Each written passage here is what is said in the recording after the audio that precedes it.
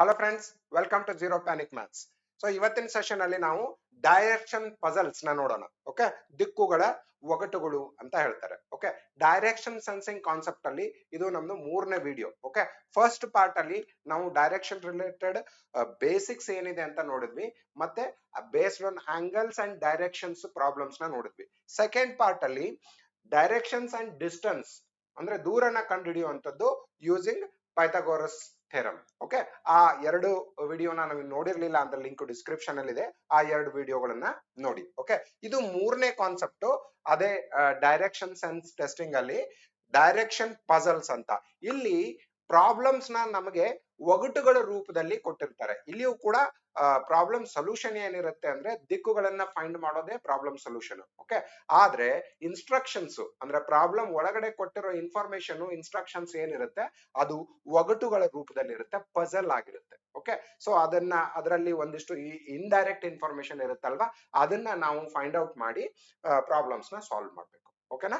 Okay, so first problem ನೋಡೋಣ. Problem simple ಆಗಿರ್ತವೆ. ಇಲ್ಲಿ ಈ ಪ್ರಾಬ್ಲಮ್ಸ್ ನಿಮಗೆ seating arrangement type of problems ಕೂಡ ಕಾಣಬಹುದು. ಯಾಕೆಂದ್ರೆ ಇಲ್ಲಿ ದಿಕ್ಕುಗಳು ಅಂತ ಹೇಳ್ಬೇಕಾದ್ರೆ ನಾವು ಬಲಗಡೆ ಎಡಗಡೆ ಅನ್ನೋ ಪದಗಳನ್ನ ಯೂಸ್ ಮಾಡ್ತೀವಿ, ಅಥವಾ ಪೂರ್ವ ಪಶ್ಚಿಮ ಅನ್ನೋ ಪದಗಳನ್ನು ಕೂಡ ಯೂಸ್ ಮಾಡ್ತೀವಿ. ಓಕೆ, ಸೊ ಡೈರೆಕ್ಷನ್ ಬೇಸ್ಡ್ ಆಗಿರೋದ್ರಿಂದ ಇವು ಸೀಟಿಂಗ್ ಅರೇಂಜ್ಮೆಂಟ್ ತರದ ಪ್ರಾಬ್ಲಮ್ ಕೂಡ ನಿಮಗೆ ಅನ್ಸ್ಬಹುದು. ಓಕೆನಾ?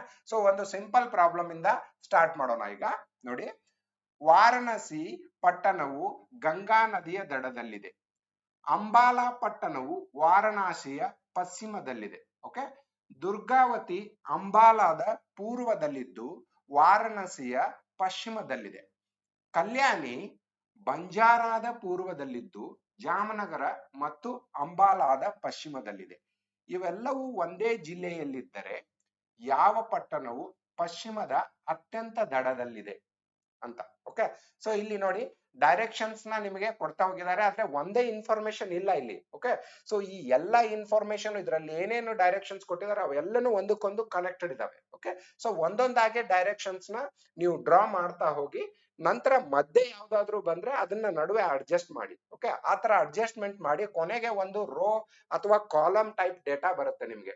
ಓಕೆ, ಸೊ ಇದೇ ಕಾನ್ಸೆಪ್ಟ್ ನ ನಿಮಗೆ ಸಿಲೆಬಸ್ ಅಲ್ಲಿ ಹೋದ್ರೆ ರ್ಯಾಂಕಿಂಗ್ ರೋಸ್ ಅಂಡ್ ಕಾಲಮ್ಸ್ ಅನ್ನೋ ಕಾನ್ಸೆಪ್ಟ್ ಅಲ್ಲಿ ಇದನ್ನ ಹೇಳ್ಬಹುದು. ಯಾಕಂದ್ರೆ ಕೊಟ್ಟಿರೋ ಇನ್ಫಾರ್ಮೇಶನ್ ನ ನಾವು ಕಾಲಮ್ ಆಗಿ ಅಥವಾ ರೋ ಆಗಿ ಅರೇಂಜ್ ಮಾಡ್ಕೋತೀವಿ. Okay, or sometimes column and rows ಆಗಿ ಕೂಡ ಅರೇಂಜ್ ಮಾಡ್ಕೋತೀವಿ. ಆ ತರ ನಾವು ಪ್ರಾಬ್ಲಮ್ ಸೊಲ್ಯೂಷನ್ ನ ಫೈಂಡ್ ಔಟ್ ಮಾಡ್ತೀವಿ.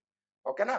ಓಕೆ, ಸೊ ಈಗ ಇಲ್ಲಿಂದ ಇದು ವಾರಣಾಸಿ ಪಟ್ಟಣ ಗಂಗಾ ನದಿಯ ದಡದಲ್ಲಿದೆ. ಆ ಇನ್ಫಾರ್ಮೇಶನ್ ನಲ್ಲಿ ಏನೂ ಇಲ್ಲ ನಮಗೆ. ಇಲ್ಲಿಂದ ಶುರುವಾಗುತ್ತೆ ನಮಗೆ ಡೈರೆಕ್ಷನ್ ಇನ್ಫಾರ್ಮೇಶನ್. ಏನು? ಅಂಬಾಲಾ ಪಟ್ಟಣವು ವಾರಣಾಸಿಯ ಪಶ್ಚಿಮದಲ್ಲಿದೆ. ಇವಾಗ ಪಶ್ಚಿಮ ಅಂದ ತಕ್ಷಣ ನಾವು ಏನ್ ಮಾಡ್ಕೋಬೇಕು ಅಂದ್ರೆ ಇಲ್ಲಿಂದಾನೇ ಶುರು ಮಾಡಿ ರೈಟ್ ಸೈಡ್ ಗೆ ಪೂರ್ವ ಇರುತ್ತೆ, ಪಶ್ಚಿಮ, ಮೇಲ್ಗಡೆಗೆ ಉತ್ತರ, ಕೆಳಗಡೆಗೆ ದಕ್ಷಿಣ. ಲೆಫ್ಟ್ ಅಂದ್ರೆ ಪಶ್ಚಿಮ, ರೈಟ್ ಅಂದ್ರೆ ಪೂರ್ವ.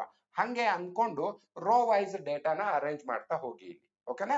ಸೊ ಅಂಬಾಲಾ ಪಟ್ಟಣ ವಾರಣಾಸಿಯ ಪಶ್ಚಿಮದಲ್ಲಿದೆ ಅಂದ್ರೆ ನಾನೇನ್ ಮಾಡ್ತೀನಿ, ಅಂಬಾಲಾ ಅಂತ ಇಲ್ಲಿ ಬರ್ಕೊಂಡು ಇದನ್ನ ನೀವು ಸ್ಕ್ವೇರ್ ಅಲ್ಲಿ ಬರೀರಿ ಅಥವಾ ಹಂಗೆ ಬರ್ದ್ಬಿಡಿ, ನಡೆಯುತ್ತೆ. ಅಂಬಾಲಾ ಪಟ್ಟಣ ಏನಿದೆ ಅದು ನನಗೆ ವಾರಣಾಸಿಯ ಪಶ್ಚಿಮದಲ್ಲಿದೆ ಅಂತ ಹೇಳ್ತಾ ಇದ್ದಾರೆ. ಅಂದ್ರೆ ವಾರಣಾಸಿ ಏನಿದೆ ಅದು ಪೂರ್ವದಲ್ಲಿದೆ ಅಂತ. ಓಕೆ, ವಾರಣಾಸಿ ಪಟ್ಟಣದ ಪಶ್ಚಿಮಕ್ಕೆ ಅಂಬಾಲಾ ಇದೆ. ಆ ಒಂದೇ ಇನ್ಫಾರ್ಮೇಶನ್ ಮುಗೀತು.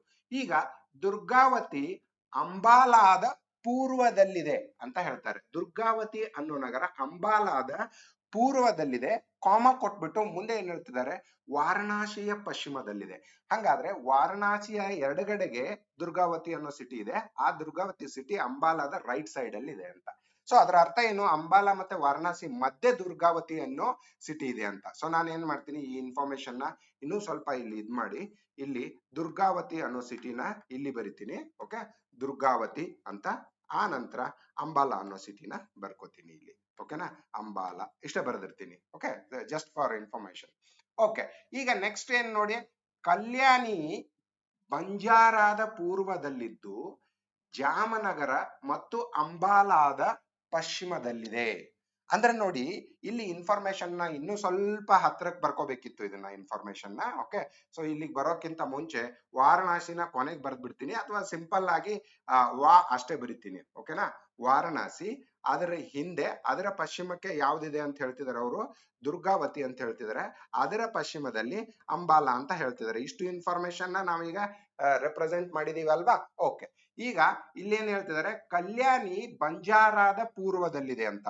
ಸೊ ಇಲ್ಲಿ ಕಲ್ಯಾಣಿ ಅನ್ನೋ ಒಂದು ಸಿಟಿ ಇದೆ, ಅದು ಬಂಜಾರ ಅನ್ನೋ ಸಿಟಿಯ ಪೂರ್ವದಲ್ಲಿದೆ. ಬಂಜಾರ ಅನ್ನೋದನ್ನ ಬರ್ದ್ಬಿಡ್ತೀನಿ ಡೈರೆಕ್ಟ್ ಆಗಿ. ಬಂಜಾರಾದ ಪೂರ್ವದಲ್ಲಿ ಕಲ್ಯಾಣಿ ಅನ್ನೋ ಸಿಟಿ ಇದೆ. ಆದ್ರೆ ಆ ಕಲ್ಯಾಣಿ ಅನ್ನೋದು ಏನಿದೆ ಅದು ಜಾಮನಗರ ಮತ್ತು ಅಂಬಾಲಾದ ಪಶ್ಚಿಮದಲ್ಲಿದೆ. ಅಂದ್ರೆ ಇದೇ ಪಶ್ಚಿಮ, ಲೆಫ್ಟ್ ಸೈಡ್ ಅಲ್ಲಿ. ಸೊ ಇದರ ಮಧ್ಯೆ ಮತ್ತೆ ಇನ್ನೆರಡು ಸಿಟಿಗಳು ಬರ್ತಾವೆ. ಯಾವ್ದದು, ಜಾಮನಗರ ಮತ್ತು ಅಂಬಾಲಾ. ಓಕೆ, ಸೊ ಈಗ ನೋಡಿ, ಕಲ್ಯಾಣಿ ಅನ್ನೋದು ಜಾಮನಗರ ಮತ್ತು ಅಂಬಾಲಾದ ಪಶ್ಚಿಮದಲ್ಲಿದೆ, ಬಂಜಾರಾದ ಪೂರ್ವದಲ್ಲಿದೆ. ಆ ಸಿಟಿಗಳಾದ್ವಾ, ಎಲ್ಲ ರೋ ವೈಸ್ ಅರೇಂಜ್ ಆದ್ವಾ. ಓಕೆ, ಸೊ ಇಲ್ಲಿಗೆ ಇವೆಲ್ಲವೂ ಒಂದೇ ಜಿಲ್ಲೆಯಲ್ಲಿದ್ದರೆ, ಜಿಲ್ಲೆಯಲ್ಲಿರೋದು ಅಂತಂದ್ರೆ ಮತ್ತೆ ನೀವು ಅದನ್ನ ಅರೇಂಜ್ ಮಾಡೋ ಅವಶ್ಯಕತೆ ಇಲ್ಲ, ಅಂದ್ರೆ ನೀವು ಒಟ್ಟಿಗೆ ಒಂದೇ ಕಡೆ ಇದಾವೆ ಅಂತ ಅರ್ಥ. ಇಲ್ಲಿಯೂ ಕೂಡ ಯಾವುದೇ ಇನ್ಫಾರ್ಮೇಶನ್ ಇಲ್ಲ, ಸ್ಪೆಸಿಫಿಕ್ ಇನ್ಫಾರ್ಮೇಶನ್ ಇಲ್ಲ. ಓಕೆ, ಯಾವ ಪಟ್ಟಣವು ಪಶ್ಚಿಮದ ಅತ್ಯಂತ ದಡದಲ್ಲಿದೆ? ಪಶ್ಚಿಮ ಅಂದ್ರೆ ನೋಡಿ, ಈಗ ನಿಮಗೆ ಲೆಫ್ಟ್ ಸೈಡ್ ಅಲ್ಲಿ ಈ ಕಡೆ ಪಶ್ಚಿಮ ಬರುತ್ತೆ, ಕರೆಕ್ಟ್ ಅಲ್ವಾ? ಲೆಫ್ಟ್ ಸೈಡ್ ಅಲ್ಲಿ ಇದನ್ನ ಪಶ್ಚಿಮ ಅನ್ಕೋತೀವಿ, ಮತ್ತೆ ಈ ಕಡೆಗೆ ರೈಟ್ ಮೋಸ್ಟ್ ಅಂತೀವಲ್ಲ ಅದನ್ನ ಪೂರ್ವ ಅಂತೀವಿ, ಕರೆಕ್ಟಾ? ಲೆಫ್ಟ್ ಮೋಸ್ಟ್ ಯಾವ್ದಿದೆ ಅಂತ ಕೇಳ್ತಿದ್ದಾರೆ. ಪಶ್ಚಿಮದ ಅತ್ಯಂತ ದಡ ಅಂತಂದ್ರೆ ಯಾವ್ದು? ಲೆಫ್ಟ್ ಮೋಸ್ಟ್ ಯಾವ್ದಿದೆ? ಲೆಫ್ಟ್ ಮೋಸ್ಟ್ ಸಿಟಿ ಯಾವ್ದಿದೆ ಇದರಲ್ಲಿ? ಬಂಜಾರ. ಕೊಟ್ಟಿರೋ ಇನ್ಫಾರ್ಮೇಶನ್ ಹಿಂಗ್ ಅರೇಂಜ್ ಮಾಡಿದಾಗ ಲೆಫ್ಟ್ ಮೋಸ್ಟ್ ಯಾವ್ದು ಬರುತ್ತೋ ಆ ಇನ್ಫಾರ್ಮೇಶನ್ ನಾವು ಲೆಫ್ಟ್ ಮೋಸ್ಟ್ ಅಥವಾ ಪಶ್ಚಿಮದ ಅತಿ ದಡದಲ್ಲಿ ಇರೋದು ಬಂಜಾರ ಸಿಟಿ ಅಂತ. ಅರ್ಥ ಆಯ್ತಲ್ಲ? ವೆರಿ ವೆರಿ ಸಿಂಪಲ್ ಇನ್ಫಾರ್ಮೇಶನ್ ಇದು. Okay, very very simple problem. ಈಗ ನೆಕ್ಸ್ಟ್ ಇನ್ನೊಂದು ಸ್ವಲ್ಪ ಡಿಫರೆಂಟ್ ಆಗಿರೋ ಪ್ರಾಬ್ಲಮ್ ನೋಡೋಣ. ಓಕೆ, 6 ಸದಸ್ಯರ ಸಮಿತಿಯ ಸದಸ್ಯರು ಒಂದೇ ಸಾಲಿನಲ್ಲಿ ಕುಳಿತಿದ್ದಾರೆ. 6 ಜನ ಇದ್ದಾರೆ ಸದಸ್ಯರು. ಎ ಯು ಡಿ ರ ಎಡಭಾಗದಲ್ಲಿದ್ದಾನೆ, ಆದರೆ ಇ ಯ ಬಲಭಾಗದಲ್ಲಿದ್ದಾನೆ. ಸಿ ಯು ಎಕ್ಸ್ ರ ಬಲಭಾಗದಲ್ಲಿದ್ದಾನೆ. ಎಕ್ಸ್ ಅನ್ನೋದು ಅದು ವ್ಯಕ್ತಿ ಹೆಸರಲ್ಲ, ಯಾಕಂದ್ರೆ ಇಲ್ಲಿ 6 ಜನ ಸದಸ್ಯರಂತ ಏನ್ ಕೊಟ್ಟಿದ್ದಾರೆ ಅದು ABCDEF ಅಂತ. ಓಕೆನಾ? ಸೊ ಎಕ್ಸ್ ಅನ್ನೋದು ಸಮ್ ಎಕ್ಸ್ ಅಂತ ತಗೋಬೇಕು, ಯಾರೋ ಒಬ್ರು ಅಂದಂಗೆ. ಈ ಉಳಿದಿರೋ 5 ಜನರಲ್ಲಿ, ಸಿ ನ ಬಿಟ್ಟು ಉಳಿದಿರೋ 5 ಜನರಲ್ಲಿ ಒಬ್ಬ ಪರ್ಸನ್ ನ ಬಲಭಾಗದಲ್ಲಿ ಸಿ ಇದಾನೆ ಅಂತ ಹೇಳ್ತಿದ್ದಾರೆ ಅವರು. ಓಕೆನಾ? ಎಕ್ಸ್ ಅನ್ನೋದನ್ನ ವ್ಯಕ್ತಿ ಅಂತ ಕನ್ಸಿಡರ್ ಮಾಡಬೇಡಿ. ಆದರೆ ಬಿ ಯ ಎಡಭಾಗದಲ್ಲಿದ್ದಾನೆ ಯಾರು? ಸಿ. ಸಿ ಯು ಎಕ್ಸ್ ರ ಬಲಭಾಗದಲ್ಲಿದ್ದಾನೆ, ಆದರೆ ಬಿ ಯ ಎಡಭಾಗದಲ್ಲಿದ್ದಾನೆ. ಇನ್ನು ಬಿ ಯು ಎಫ್ ರ ಎಡಭಾಗದಲ್ಲಿದ್ದಾನೆ. ಹಾಗಾದರೆ ನಿಖರವಾಗಿ ಮಧ್ಯದಲ್ಲಿ ಕುಳಿತಿರುವ ಇಬ್ಬರು ಸದಸ್ಯರು ಯಾರು? ಓಕೆ, ಇದನ್ನ ಒಂದೊಂದಾಗೆ ನೀವು ಡಿವೈಡ್ ಮಾಡಿ ಬರಿತಾ ಹೋಗಿ, ಸಿಂಪಲ್ ಆಗಿ ಸಾಲ್ವ್ ಆಗುತ್ತೆ ಇದು. ಓಕೆ, ಎ ಯು ಡಿ ರ ಎಡಭಾಗದಲ್ಲಿದ್ದಾನೆ, ಇಷ್ಟು ಮೊದಲು ಬರೆದು ಬಿಡಿ. ಎ ಯು ಡಿ ರ ಎಡಭಾಗ ಅಂದ್ರೆ ನಾನು ಎ ಡಿ ನ ಎಡಭಾಗ ಹಿಂಗ್ ಬರೆದ್ ಬಿಡ್ಲಾ? ಎ ಎಡಗಡೆ ಇದೆ, ಡಿ ರೈಟ್ ಸೈಡ್ ಅಲ್ಲಿ ಇದೆ, ಕರೆಕ್ಟಾ? ಇಷ್ಟೇ ಆಯ್ತು. ಆದರೆ ಇ ಯ ಬಲಭಾಗದಲ್ಲಿದ್ದಾನೆ ಯಾರು? ರೆಫರೆನ್ಸ್ ಟು ಏನೇ ಹೇಳ್ತಾ ಇರೋದು ಇದು. ಓಕೆ, ಎ ಡಿ ನ ಎಡಭಾಗದಲ್ಲಿ ಮತ್ತೆ ಇ ಯ ಬಲಭಾಗದಲ್ಲಿದ್ದಾನೆ ಅಂದ್ರೆ ಅದರ ಅರ್ಥ ಏನು? ಈ ಎ ನ ಎಡಭಾಗದಲ್ಲಿದ್ದಾನೆ ಅಂತ ಅರ್ಥ, ಕರೆಕ್ಟಾ? ಇ ಯ ಬಲಭಾಗದಲ್ಲಿ ಎ ಮತ್ತೆ ಎ ಯ ಬಲಭಾಗದಲ್ಲಿ ಡಿ. ಇಷ್ಟು ಆಯ್ತು, ಇಲ್ಲಿವರೆಗೂ ಆಯ್ತು. ಇನ್ನು ಸಿ ಯು ಎಕ್ಸ್ ರ ಬಲಭಾಗದಲ್ಲಿದ್ದಾನೆ. ಸೊ ಸಮ್ ಪರ್ಸನ್ ಎಕ್ಸ್, ಅವರ ಬಲಭಾಗದಲ್ಲಿ ಸಿ ಇದ್ದಾನೆ ಅಂತ ಹೇಳ್ತಿದ್ದಾರೆ ಅವರು. ಓಕೆನಾ? ಸೊ ಆ ಯಾರು ಅಂತ ಗೊತ್ತಿಲ್ಲ. ಎಕ್ಸ್, ಸಿ ಯು ಎಕ್ಸ್ ರ ಬಲಭಾಗದಲ್ಲಿದ್ದಾನೆ, ಆದರೆ ಬಿ ಯ ಎಡಭಾಗದಲ್ಲಿದ್ದಾನೆ. ಅಂದ್ರೆ ಬಿ ಇಲ್ಲಿದ್ದಾನೆ ಅಂತ, ಸಿ ನ ಬಲಭಾಗದಲ್ಲಿದ್ದಾನೆ ಅವನು. ಬಿ ಯು ಎಫ್ ರ ಎಡಭಾಗದಲ್ಲಿದ್ದಾನೆ. ಬಿ ಎಫ್ ರ ಎಡಭಾಗ ಅಂದ್ರೆ ಎಫ್ ಮತ್ತೆ ಬಿ ನ ಬಲದಲ್ಲಿದ್ದಾನೆ ಅಂತ ಅರ್ಥ. ಬಿ ಯು ಎಫ್ ರ ಎಡಭಾಗದಲ್ಲಿದ್ದಾನೆ. ಓಕೆ, ಎಷ್ಟಿಗೆ ಆಯ್ತಲ್ಲ? 1 2 3 4 5 6 A B C D E F 6 ಜನ ಆದ್ರು. ಓಕೆ, ಹಾಗಾದರೆ ನಿಖರವಾಗಿ ಮಧ್ಯದಲ್ಲಿ ಕುಳಿತಿರುವ ಇಬ್ಬರು ಸದಸ್ಯರು ಯಾರು? ಓಕೆ, ಇಲ್ಲಿ 2 ಡಿಫರೆಂಟ್ ರೋ ಜನರೇಟ್ ಆದವು ನಮಗೆ. ಆದ್ರೆ ಮಧ್ಯದಲ್ಲಿ ಅಂತ ಹೇಳ್ಬೇಕಾದ್ರೆ ಇದೆಲ್ಲ ಸೇರಿ ಒಂದೇ ರೋ ಮಾಡ್ಬೇಕು ನಾವು. ಇಲ್ಲಿ 2 ಪಾಸಿಬಿಲಿಟಿ ಇದೆ. ಇ ಎ ಡಿ ಅನ್ನೋದನ್ನ ಕೊನೆಗೆ ಸೇರಿಸಬಹುದು, ಅಥವಾ ಇ ಎ ಡಿ ಅನ್ನೋದನ್ನ ಮುಂಚೆ ಸೇರಿಸಬಹುದು. ಅವಾಗ ಒಂದು ರೋ ಆಗುತ್ತೆ ಅಲ್ಲಿ. ಅದು 2 ಪಾಸಿಬಿಲಿಟಿ ನಮಗೆ.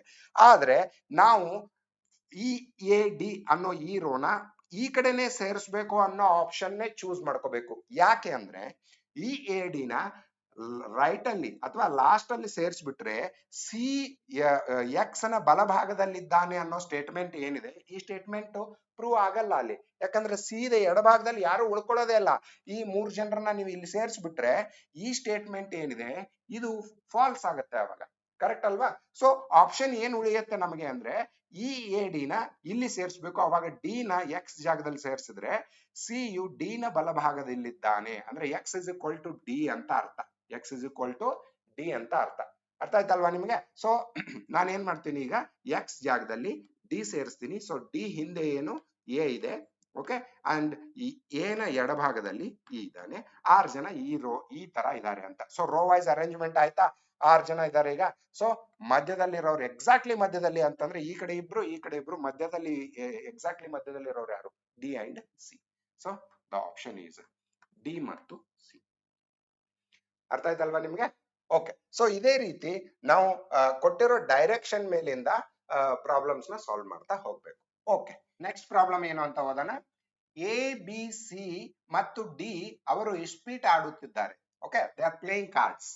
ಎ ಮತ್ತು ಬಿ ಪಾಲುದಾರರು ಅಂದ್ರೆ ಪಾರ್ಟ್ನರ್ಸ್. ಎ ಮತ್ತು ಬಿ ನಿಮ್ಗೆ ಗೊತ್ತಿದೆ, ಇಸ್ಪೀಟ್ 4 ಜನ ಇಸ್ಪೀಟ್ ಆಡ್ತಿದ್ದಾರೆ ಅಂದ್ರೆ ಅಪೋಸಿಟ್ ಅಲ್ಲಿ ಕುತ್ಕೊಂಡಿರೋ ಇಬ್ರು ಪಾರ್ಟ್ನರ್ಸ್ ಆಗಿರ್ತಾರೆ ಅಂತ ಅಲ್ಲ. ಸೊ ಹಾಗೆ ಎ ಮತ್ತು ಬಿ ಪಾಲುದಾರರು ಅಂದ್ರೆ ಎ ಮತ್ತು ಬಿ ಆಪೋಸಿಟ್ ಅಲ್ಲಿ ಕೂತಿದ್ದಾರೆ ಅಂತ. ಡಿ ಉತ್ತರ ದಿಕ್ಕಿನ ಕಡೆಗೆ ಮುಖ ಮಾಡಿದ್ದಾನೆ. ಎ ಪಶ್ಚಿಮ ದಿಕ್ಕಿನ ಕಡೆಗೆ ಮುಖ ಮಾಡಿದ್ದರೆ ದಕ್ಷಿಣ ದಿಕ್ಕಿಗೆ ಕಡೆಗೆ ಮುಖ ಮಾಡಿರುವವರು ಯಾರು ಅಂತ. ಸಿಂಪಲ್ ಇದೆ ಇದು ಪ್ರಾಬ್ಲಮ್. ನೋಡಿ, ಈಗ ನಾವು ಪೂರ್ವ ಪಶ್ಚಿಮ ಅನ್ನೋ ರಿಪ್ರೆಸೆಂಟ್ ಮಾಡೋದಕ್ಕೆ ಅಂತ ನಾವು ಯಾವ್ದು ಸಿಂಬಲ್ ಯೂಸ್ ಮಾಡ್ತೀವಿ ಅದನ್ನ ಡ್ರಾ ಮಾಡ್ಕೊಳ್ಳಿ. ಸಿಂಪಲ್ ಆಗಿ ಈ ಪ್ರಾಬ್ಲಮ್ ನ ಸಾಲ್ವ್ ಮಾಡಬಹುದು. ಓಕೆನಾ? ಸೊ ಇದು ಪೂರ್ವ ಪಶ್ಚಿಮ ಉತ್ತರ ದಕ್ಷಿಣ, ಕರೆಕ್ಟಾ? ಈಗ ಎ ಮತ್ತು ಬಿ ಪಾಲುದಾರರು ಅಂತ ಹೇಳ್ತಿದ್ದಾರೆ ಅಂದ್ರೆ ಎ ಅನ್ನೋರು ಯಾವ ಕಡೆ ನೋಡ್ತಿದ್ದಾನೆ ಅಂತ ಗೊತ್ತಾಯ್ತು ಅಂದ್ರೆ ಅದರ ಅಪೋಸಿಟ್ ಅಲ್ಲಿ ಬಿ ನೋಡ್ತಿರ್ತಾನೆ ಅಂತ. ಯಾಕಂದ್ರೆ ಅವನ ಅಪೋಸಿಟ್ ಅಲ್ಲೇ ಬಿ ಕುತ್ಕೊಂಡಿರ್ತಾನೆ. ಪಾರ್ಟ್ನರ್ಸ್ ಯಾವಾಗ್ಲೂ ಅಪೋಸಿಟ್ ಅಲ್ಲಿ ಇರ್ತಾರೆ. ಸೊ ಈಗ ನಮಗೆ ಇಲ್ಲಿ ಏನ್ ಹೇಳ್ತಿದ್ದಾರೆ, ಡಿ ಉತ್ತರ ದಿಕ್ಕಿನ ಕಡೆಗೆ ಮುಖ ಮಾಡಿದ್ದಾನೆ. ಡಿ ಅನ್ನೋನು ಉತ್ತರ ದಿಕ್ಕ. ಡಿ ಉತ್ತರ ದಿಕ್ಕಿಗೆ ಮುಖ ಮಾಡಿದಾನೆ ಅಂತಂದ್ರೆ ಏನ್ ಹೇಳಿ, ಡಿ ಅವನು ದಕ್ಷಿಣದ ಕಡೆ ಕುತ್ಕೊಂಡಿದ್ದಾನೆ. ಈ ಕಡೆ ಮುಖ ಮಾಡ್ಬೇಕು ಅಂದ್ರೆ ಡಿ ಅನ್ನೋನು ಇಲ್ಲಿ ಕುತ್ಕೊಂಡಿರ್ಬೇಕು, ಕರೆಕ್ಟಾ? ದಕ್ಷಿಣದಿಂದ ಉತ್ತರ ಕಡೆಗೆ ನೋಡ್ತಿದ್ದಾನೆ. ಈಗ ಎ ಮತ್ತು ಬಿ ಪಾಲುದಾರರು ಅಂತ ಹೇಳಿದ್ದಾರೆ ಅಂದ್ರೆ ಎ ಮತ್ತು ಬಿ ಇಲ್ಲಿ ಕುತ್ಕೋತಾರೆ. ಸೊ ಡಿ ನ ಪಾಲುದಾರ ಯಾರು? ಡಿ ನ ಟೀಮ್ ಮೇಟ್ ಯಾರು ಅಂದ್ರೆ ಸಿ. ಸಿ ಅವನು ಈ ಕಡೆ ನೋಡ್ತಿರ್ತಾನೆ ಅಂದ್ರೆ ದಕ್ಷಿಣದ ಕಡೆಗೆ. ಡಿ ಉತ್ತರದ ಕಡೆಗೆ, ಸಿ ದಕ್ಷಿಣದ ಕಡೆಗೆ. ಆಯ್ತಾ? ಇನ್ನು ಉಳಿದವರು ಎ ಮತ್ತೆ ಬಿ ಇಲ್ಲಿ ಕುತ್ಕೋತಾರೆ. ಆದ್ರೆ ಎ ಯಾವ ಕಡೆ ಕುತ್ಕೋತಾನೆ, ಬಿ ಯಾವ ಕಡೆ ಕುತ್ಕೋತಾನೆ ಅನ್ನೋದನ್ನ ಅಷ್ಟೇ ಡಿಸೈಡ್ ಮಾಡ್ಬೇಕು ನಾವು. ಎ ಪಶ್ಚಿಮ ದಿಕ್ಕಿನ ಕಡೆಗೆ ಮುಖ ಮಾಡಿದ್ದರೆ, ಸೊ ಈಗ ಆಲ್ರೆಡಿ ಹೇಳ್ಬಿಡ್ತಿದಾರೆ ಅವರು, ಎ ಪಶ್ಚಿಮಕ್ಕೆ ಮುಖ ಮಾಡ್ತಿದ್ದಾನೆ ಅಂತಂದ್ರೆ ಎ ಪೂರ್ವದಲ್ಲಿ ಕುತ್ಕೊಂಡಿದ್ದಾನೆ ಅಂತ. ಸೊ ಎ ಅನ್ನೋನ್ ಇಲ್ಲಿದ್ರೆ ಬಿ ಅನ್ನೋನ್ ಇಲ್ಲಿರ್ತಾನೆ. ಮುಗಿದೋಯ್ತು, ಅಷ್ಟೇ. ಇದೆ 2 ಇನ್ಫಾರ್ಮೇಶನ್ ಕೊಟ್ಟಿದ್ದಾರೆ. ಇನ್ನೆರಡು ಇನ್ಫಾರ್ಮೇಶನ್ ನ ಪಜಲ್ ಅಂತ ಅಂದ್ಕೊಂಡು ನಾವೇ ಸಾಲ್ವ್ ಮಾಡ್ಬೇಕು. ಅಷ್ಟೇ ಅಲ್ವಾ ಈ ಪ್ರಾಬ್ಲಮ್ ಅಲ್ಲಿ ಇರೋದು. ಸೊ ಈಗ ಎಲ್ಲರೂ ಯಾವ್ಯಾವ ದಿಕ್ಕಿಗೆ ಕೂತಿದ್ದಾರೆ ಮತ್ತೆ ಯಾವ್ಯಾವ ಅಪೋಸಿಟ್ ಡೈರೆಕ್ಷನ್ ಅಲ್ಲಿ ನೋಡ್ತಿದ್ದಾರೆ ಅನ್ನೋದು ಗೊತ್ತಾಯ್ತು ನಮ್ಗೆ. ಈಗ ಪ್ರಶ್ನೆ ಏನು ಅಂದ್ರೆ, ದಕ್ಷಿಣ ದಿಕ್ಕಿನ ಕಡೆಗೆ ಮುಖ ಮಾಡಿರುವವರು ಯಾರು? ದಕ್ಷಿಣ ದಿಕ್ಕಿನ ಕಡೆಗೆ ಯಾರು ಮುಖ ಮಾಡಿರ್ತಾರೆ ಅಂದ್ರೆ ಉತ್ತರಕ್ಕೆ ಕೂತವನು, ಅವನ ಸಿ ಅಂತ. So option B. ಸೊ ದಕ್ಷಿಣಕ್ಕೆ ಮುಖ ಮಾಡಿರುವವರು ಡಿ ನ ಟೀಮ್ ಮೇಟು, ಅವನು ಉತ್ತರಕ್ಕೆ ಕೂತ್ಕೊಂಡು ದಕ್ಷಿಣದ ಕಡೆಗೆ ನೋಡ್ತಿರ್ತಾನೆ. ಕರೆಕ್ಟ್ ಅಲ್ವಾ? ಓಕೆ. ಸೊ ಇದೇ ರೀತಿ ಇನ್ನೊಂದು ಪ್ರಾಬ್ಲಮ್ ಇದೆ, similar kind of problem. Okay, ಇಲ್ಲಿ ಪಿ ಕ್ಯೂ ಆರ್ ಎಸ್ ಅನ್ನೋರು ಕ್ಯಾರಮ್ ಆಟ ಆಡ್ತಿದ್ದಾರೆ ಅಂತ. ಇಸ್ಪಿಟ್ ಬದಲು ಕ್ಯಾರಮ್ 4 ಜನ ಆಟ ಆಡ್ತಿದ್ದಾರೆ. ಇಲ್ಲಿಯೂ ಕೂಡ ಆಪೋಸಿಟ್ ಅಲ್ಲಿ ಕೂತ್ಕೊಂಡಿರೋರೆ ಟೀಮ್ ಮೇಟ್ಸ್ ಆಗಿರ್ತಾರೆ. ಸೊ ಇಬ್ಬರು ಯಾರ್ದಾದ್ರು ಡೈರೆಕ್ಷನ್ ನಮಗ್ ಗೊತ್ತಾಯ್ತು ಅಂದ್ರೆ ಇನ್ನಿಬ್ಬರು ಡೈರೆಕ್ಷನ್ ನ ನಾವು ಐಡೆಂಟಿಫೈ ಮಾಡಬಹುದು. ಓಕೆನಾ? ಸೊ ಪಿ ಕ್ಯೂ ಆರ್ ಮತ್ತು ಎಸ್ ಅವರು ಕ್ಯಾರಮ್ ಆಟವನ್ನು ಆಡುತ್ತಿದ್ದಾರೆ. ಪಿ ಮತ್ತು ಆರ್ ಪಾಲುದಾರರು. P and R are teammates and S ಮತ್ತು ಕ್ಯೂ ಪಾಲುದಾರರು ಅಂತ ಹೇಳ್ತಿದ್ದಾರೆ. ಆರ್ ಪಶ್ಚಿಮ ದಿಕ್ಕಿನ ಕಡೆಗೆ ಮುಖ ಮಾಡಿದ್ದಾನೆ. ಸೊ ಒಂದು ಇನ್ಫಾರ್ಮೇಶನ್ ನಮಗೆ ಕೊಟ್ಟಿದ್ದಾರೆ ಇಲ್ಲಿ. ಮತ್ತೆ ನೀವೇನ್ ಮಾಡಿ, ಈ ಪೂರ್ವ ಪಶ್ಚಿಮ ಅನ್ನೋ ಡೈರೆಕ್ಷನಲ್ ಇನ್ಫಾರ್ಮೇಶನ್ ಏನಿದೆ ಅದನ್ನ ಬರ್ಕೊಂಡ್ಬಿಡಿ. ಇದು ಉತ್ತರ ಮತ್ತೆ ದಕ್ಷಿಣ ಇದು. ಸೊ ಏನ್ ಹೇಳ್ತಿದ್ದಾರೆ, ಆರ್ ಪಶ್ಚಿಮ ದಿಕ್ಕಿನ ಕಡೆಗೆ ಮುಖ ಮಾಡಿದ್ದಾನೆ. ಆರ್ ಪಶ್ಚಿಮಕ್ಕೆ ಮುಖ ಮಾಡಿದ್ದಾನೆ ಅಂದ್ರೆ ಅದರ ಅರ್ಥ ಏನ್ ಹೇಳಿ, ಆರು ಪೂರ್ವದಲ್ಲಿ ಕುತ್ಕೊಂಡು ಪಶ್ಚಿಮದ ಕಡೆಗೆ ನೋಡ್ತಿದ್ದಾನೆ ಅಂತ. ಆರ್ ನ ಪಾಲುದಾರ ಯಾರು? ಪಿ ಅಂತ ಹೇಳ್ತಿದ್ದಾರೆ ಇಲ್ಲಿ. ಪಿ ಮತ್ತು ಆರ್ ಪಾಲುದಾರರು. ಹಂಗಾದ್ರೆ ಪಿ ಈ ಕಡೆ ನೋಡ್ತಿರ್ತಾನೆ, ಇಲ್ಲಿ ಕೂತಿರ್ತಾನೆ, ಅವನು ಪಶ್ಚಿಮದ ಕಡೆಗೆ ಪಿ ಕೂತಿರ್ತಾನೆ ಅಂತ ಅರ್ಥ. ಓಕೆ, ಇನ್ ನೆಕ್ಸ್ಟ್ ಇನ್ನೊಂದು ಇನ್ಫಾರ್ಮೇಶನ್ ಏನಿದೆ ಇಲ್ಲಿ, ಎಸ್ ಆರ್ ರವರ ಬಲಭಾಗದಲ್ಲಿದ್ದರೆ, ಇಲ್ಲಿ ಒಂದ್ ಸ್ವಲ್ಪ ಕೇರ್ಫುಲ್ ಆಗಿ ಯೋಚನೆ ಮಾಡ್ಬೇಕು ನೀವು. ಆರ್ ಅನ್ನೋನು ಈ ಕಡೆ ಮುಖ ಮಾಡಿ ಕೂತಿದ್ದಾರೆ ಅಂದ್ರೆ ಅವನ ಬಲ ಇದಾಗತ್ತೆ, ಈ ಕಡೆ ಇದ್ದಾನೆ ಅಂದ್ರೆ. ಸೊ ಇಲ್ಲಿದ್ದಾನೆ ಇವನು ಯಾರು, ಎಸ್ ಅನ್ನೋನು ಅಂತ. ಇದು ಎಡ ಆಗತ್ತೆ, ಕರೆಕ್ಟ್ ಅಲ್ವಾ? ಈ ಕಡೆ ಕೂತವ್ರಿಗೆ ಇದು ಬಲ ಆಗತ್ತೆ, ಇದು ಎಡ ಆಗತ್ತೆ, ಅಷ್ಟೇ. Okay, so simple logical thing ಇದೆ ಇಲ್ಲಿ. ಎಸ್ ಆರ್ ರವರ ಬಲ ಭಾಗದಲ್ಲಿದ್ದಾನೆ ಅಂದ್ರೆ ಎಸ್ ಅನ್ನೋನು ಇಲ್ಲಿ ಕೂತಿದ್ರೆ ಈ ಕಡೆ ನೋಡ್ತಿರ್ತಾನೆ ಅವನು. ಅವನ ಅಪೋಸಿಟ್ ಅಲ್ಲಿ ಅಥವಾ ಅವನ ಟೀಮ್ ಮೇಟ್ ಯಾರು ಅಂದ್ರೆ ಕ್ಯೂ, ಅವನು ಕ್ಯೂನು ಉತ್ತರ ದಿಕ್ಕಿಗೆ ನೋಡ್ತಿರ್ತಾನೆ, ಯಾಕಂದ್ರೆ ಅವನು ದಕ್ಷಿಣಕ್ಕೆ ಕೂತಿದ್ದಾನೆ. ಕ್ಯೂ ಅನ್ನೋನು ಉತ್ತರ ದಿಕ್ಕಿಗೆ ನೋಡ್ತಿರ್ತಾನೆ. ಅದೇ ಆನ್ಸರ್ ಇಲ್ಲಿ. ಓಕೆ, ಆಪ್ಷನ್ ಎ ಉತ್ತರ ದಿಕ್ಕು. ಕ್ಯೂ ಯಾವ ದಿಕ್ಕಿಗೆ ನೋಡ್ತಿದ್ದಾನೆ ಅಂತಂದ್ರೆ ಅವನು ಉತ್ತರ ದಿಕ್ಕಿಗೆ ನೋಡ್ತಿದ್ದಾನೆ. ಅರ್ಥ ಆಯ್ತಲ್ವಾ? ಸೊ ಸಿಮಿಲರ್ ಕೈಂಡ್ ಆಫ್ ಎರಡು ಪ್ರಾಬ್ಲಮ್ಸ್ ನ ನೋಡಿದ್ವಿ ನಾವೀಗ. ಓಕೆ, ಇನ್ನೊಂದು ಸ್ವಲ್ಪ ಡಿಫ್ರೆಂಟ್ ಆಗಿರೋದ ನೋಡೋಣ ಈಗ. ಸೊ ಇದು row and column type of arrangement type of problems ಅಲ್ಲೇ ಬರೋದು. ಓಕೆ, 5 ಹುಡುಗರು ಒಂದೇ ಸಾಲಿನಲ್ಲಿ ಪೂರ್ವ ದಿಕ್ಕಿಗೆ ಮುಖ ಮಾಡಿ ನಿಂತಿದ್ದಾರೆ. 5 ಜನ ಹುಡುಗರಿದ್ದಾರೆ.